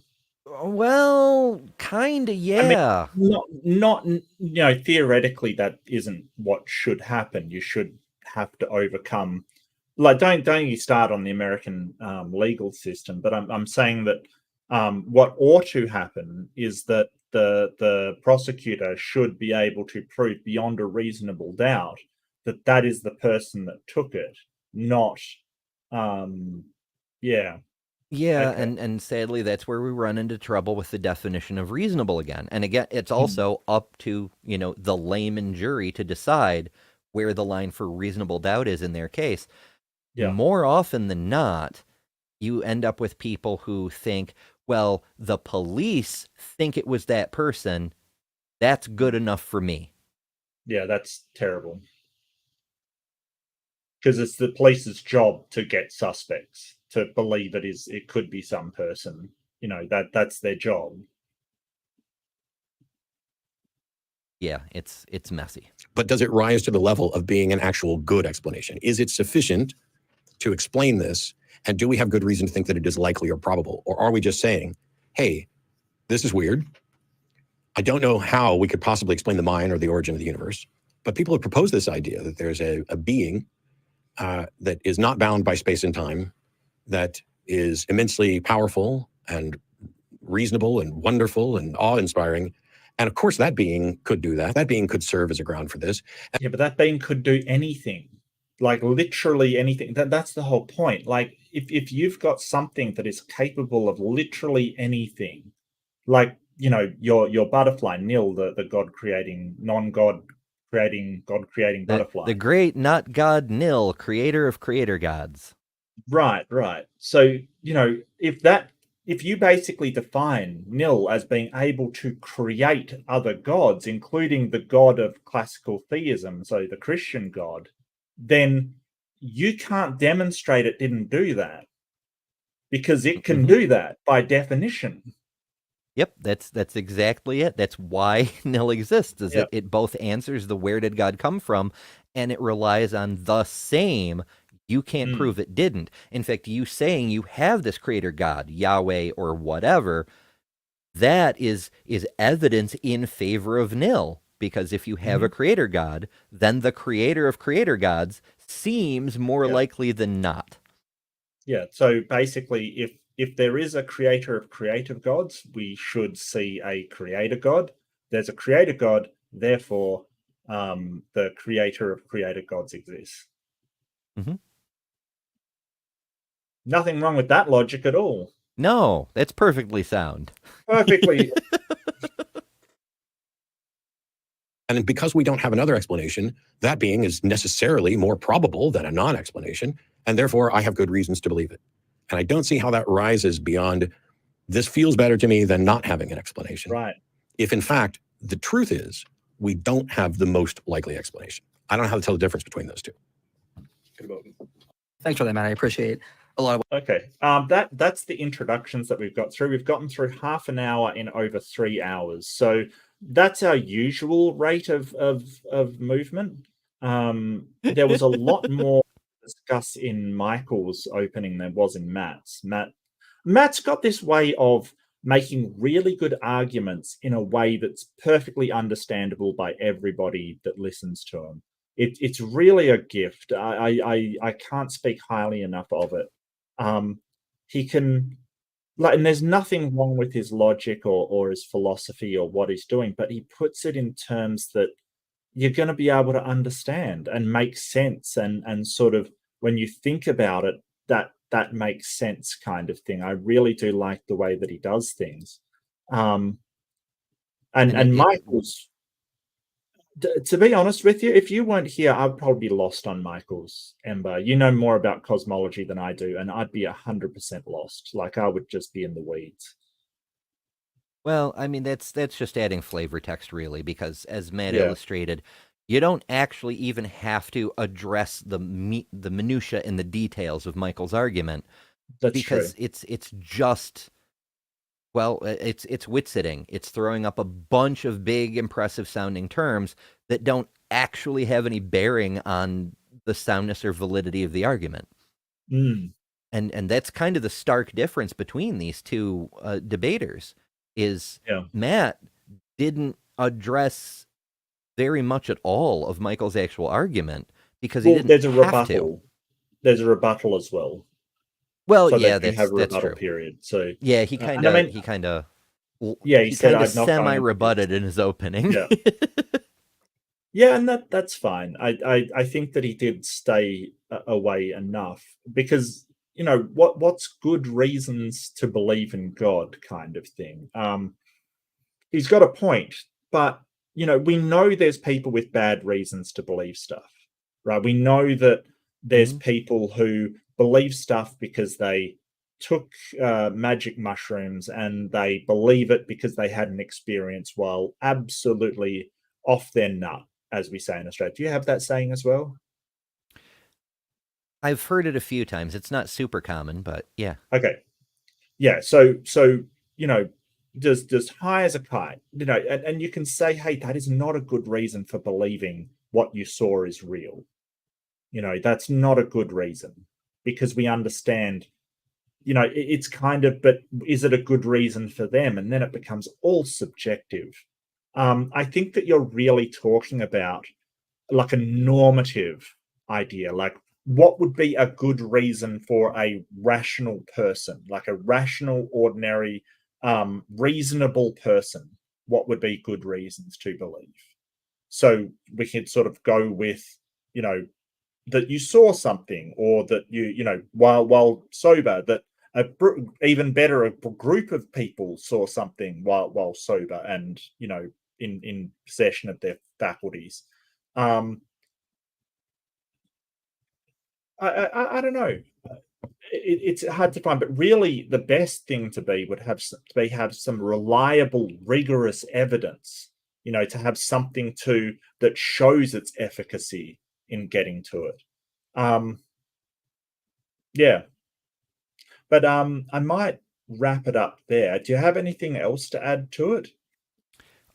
Just that, just because a person doesn't have good reason to believe, like we do have the fallacy for a reason. Just because a Yes. person's reasons for asserting or believing a thing are incorrect, invalid, whatever, doesn't Yep. necessarily mean they are wrong, That's a which good is point. why we keep reviewing these things. Like, you know, Mm. we're both uh, relatively reasonable and fairly intelligent atheists. And we've made our broad conclusion a long time ago, Mm. but we're always looking just in Yeah. case we missed something. So we keep reviewing these kind of content, not just to dunk on the theists and laugh at the silly arguments, but in case there's something that we've never considered. And Right. And yeah. sorry, go ahead. Oh, it could be that behind all the quantum filibustering and bullshit and bluster that Michael's been throwing out, he actually does have something to say. Sure. Absolutely. And it's always good to review your own biases as well. Everyone has biases. Everybody does. It's something that we kind of should review and say, hey, am I believing this because there are good reasons, or have I got a bias leaning towards it because, you know, all of my friends believe that way, or I'm part of a community that believes that way? And I think reevaluating that is a really good idea.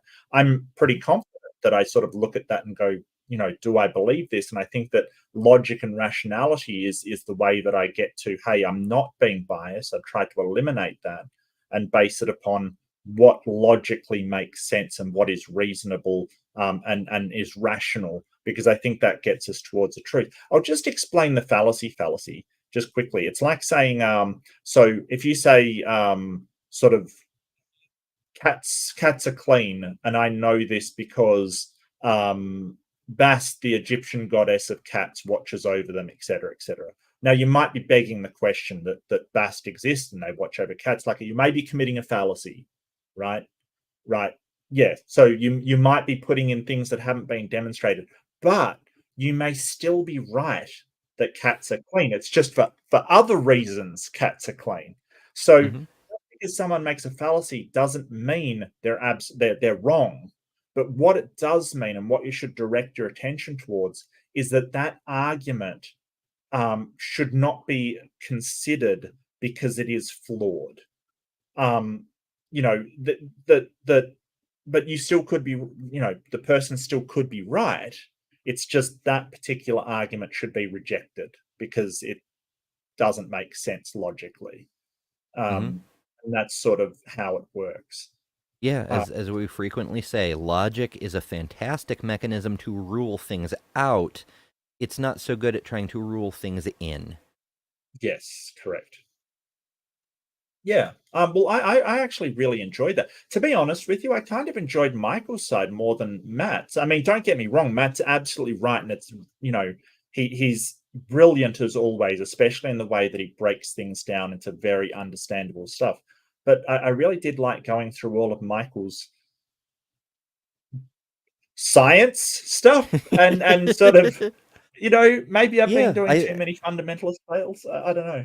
No, that's fair. I mean, there were parts where it was frustrating or befuddling, but I think there was a lot of value to talk about there that we really don't get to talk about very often. Right, because the theists usually don't go in for this kind of argumentation.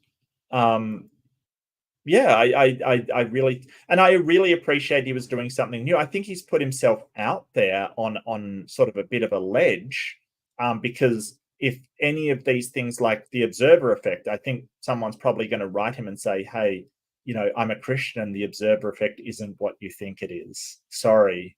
You know, I think he's put himself in a very sort of vulnerable position there because it sort of all relies on these, well, what we know to be a misunderstanding of physics. So I think that's a dangerous place to be, because if you're wrong about that, then your entire syllogism collapses.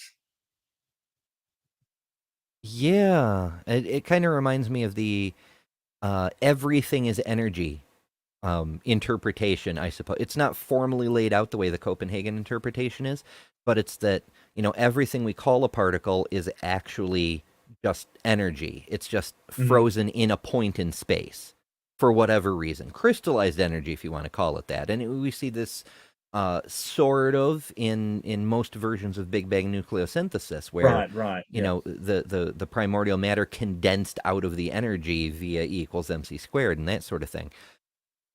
So people could take that and then try to make the argument that effectively everything in the universe is energy, and energy isn't matter, therefore it's spiritual, therefore the entire universe collectively is one big supernatural spiritual entity, and we can call that God. But the universe as a whole isn't omnipotent. It can't choose what to do. It has to follow the rules of physics. Right. So right. it gets kind of squishy. It gets very squishy and very unfirm ground right there. And you're leaning on appeals to authority, basically these certain physicists that have postulated certain things. Like, it's not like they even believe it. They've just postulated it. Like it's like when you throw out the solipsism question, you know, you're postulating something, but you're not actually believing it. So prove me wrong, though. Yeah. Don't really have to. Yeah. What do you have coming up, Ember? What have you got coming up? Where can we find you? What have you got happening? I want to know.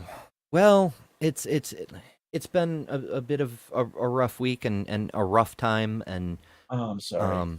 Yeah, so I may have a live stream tomorrow before Maya's Bad Science Sunday. I usually put something on. I don't have anything planned just yet. I normally go do stuff with the kids on Saturdays. This week we're doing Sunday. I'm not sure what time I'm going to get back, so I don't know what time I could start the live stream, so I haven't scheduled it yet. I'll probably do something. I just don't know what yet. So there may be something over on my channel, Better Than Ever. Thursdays, you can find me on the Transpositions. Oh, yeah, I actually should post a link for that. That's I'll dig that up as I talk here. And that's a new channel that I'm doing with Bree and Carly Chardonnay, Bree from Hive Sci, and Stephanie Helms, covering trans news and whatnot. And we're trying to grow that channel. It's slow going, but we're working on it. And let me find a message for it. And then next weekend, next Saturday, Mark will be over at my place, Better Than Ever. Yeah. And we're gonna do, I guess, probably a part 2 to this because there's a lot of interesting stuff. There is a lot. I mean, I had a lot of fun. It is very interesting. You don't have to. I will certainly continue this on my channel. We've got to switch them as well, so you can start picking them as well. Like Amber and I, if you don't know, we have a very loose arrangement where we kind of, I don't know, we kind of try and find one that's like, if we want to switch, so the other person is choosing the debates, we just find a short one to put into one episode, and then it switches to. Well, I don't know. I feel like we don't always do part 2s. Like sometimes we do manage to blast through the main part of the debate, and there's not enough left over. Like often we'll skip Q&As because whatever. Yeah. It changes around. But yeah, sometimes we end up with a part 2, but that's usually because there's a lot worth talking about, and that seems to be the case in this case. Yeah. Nee, trans news. Yee. It's good stuff. I recorded and then today I edited a piece for next week's show. Hopefully I'll have time to do more. I don't know. I haven't had time to make my own content in a while. It's a bit of a rough ride. And also I'm planning a new channel. No idea when that'll happen, but it's going to be video essays when I get around to it. Partly inspired by the news channel thing. There's some things that need a lot more detail than you can really get into in like a 20 or 30 minute reaction video or whatever. It's like topics that need proper discussion. So I'm working on that, but time is short, so I have no idea when that'll even start going. Fantastic. Wow, another channel. You've got no fear. I love it. No, that's fantastic. Let me know. Absolutely. If I can do anything to help. I'm not really very big on video essays, but if there's I can promote it, I guess. Speaking of promotions, Robin's saying, can you announce the Black Pearl Thursday 25th? It's going to be I Killed Earl, Missing Mod, and our very own Robin Webster on there. So I know that Missing Mod is a Christian. I Killed Earl is definitely an atheist, so 2 atheists and a Christian. Yeah, I have announced that. Whose channel is it on? That's Wavelength. Topic is that's Wavelength, is it? Okay. Yeah. It's going to be a new show on Wavelength. Okay, fantastic. I've got high hopes for Wavelength. I think it's a really great channel. I really do. So if they're putting on another show, that is amazing. And the topic is going to be sexism. Which is, I think is a really good discussion. What comprises of sexism? How we actually, what we can do about it? Like what can you do to stop this? And I really think that some of the discussions aren't being had, and it's great to see. I don't see an upcoming for it, but I'll just link Wavelength, Robin. I just will. Yeah, for sure. That's Hooligan and Earl's channel, and that's where you can find almost all the episodes of Deep Six, which is just tremendous amount of fun. Justin picks out a moderator from modern day debate who's very calm, very sensible, very just a really cool guy. He's very good at moderating. Actually, I'd love for him to come moderate some debates on my channel. I'm going to talk to him about that because he's actually very good. Yeah, he started a channel. Yep. Yeah, Deep Six, very entertaining show. And then there's Frequency. Frequency is the main show that they wanted to make, but it's harder, requires more production, that kind of thing. They may have one episode out of that. I've been busy. I haven't been able to keep up with all the channels that I love to watch. I think they're concentrating on that Deep Six at the moment, just 6 short videos, and it goes for about an hour and a half. I went on there; it's a lot of fun. You know, like just watching very, very shorts and just talking about stuff, basically. I do have something else to promote, and that's a friend of the channel, YouTube Surgeon General. You might know him as Anathema. Has had run into medical difficulties and he's really suffering. He's got pancreatitis. So he is running a GoFundMe.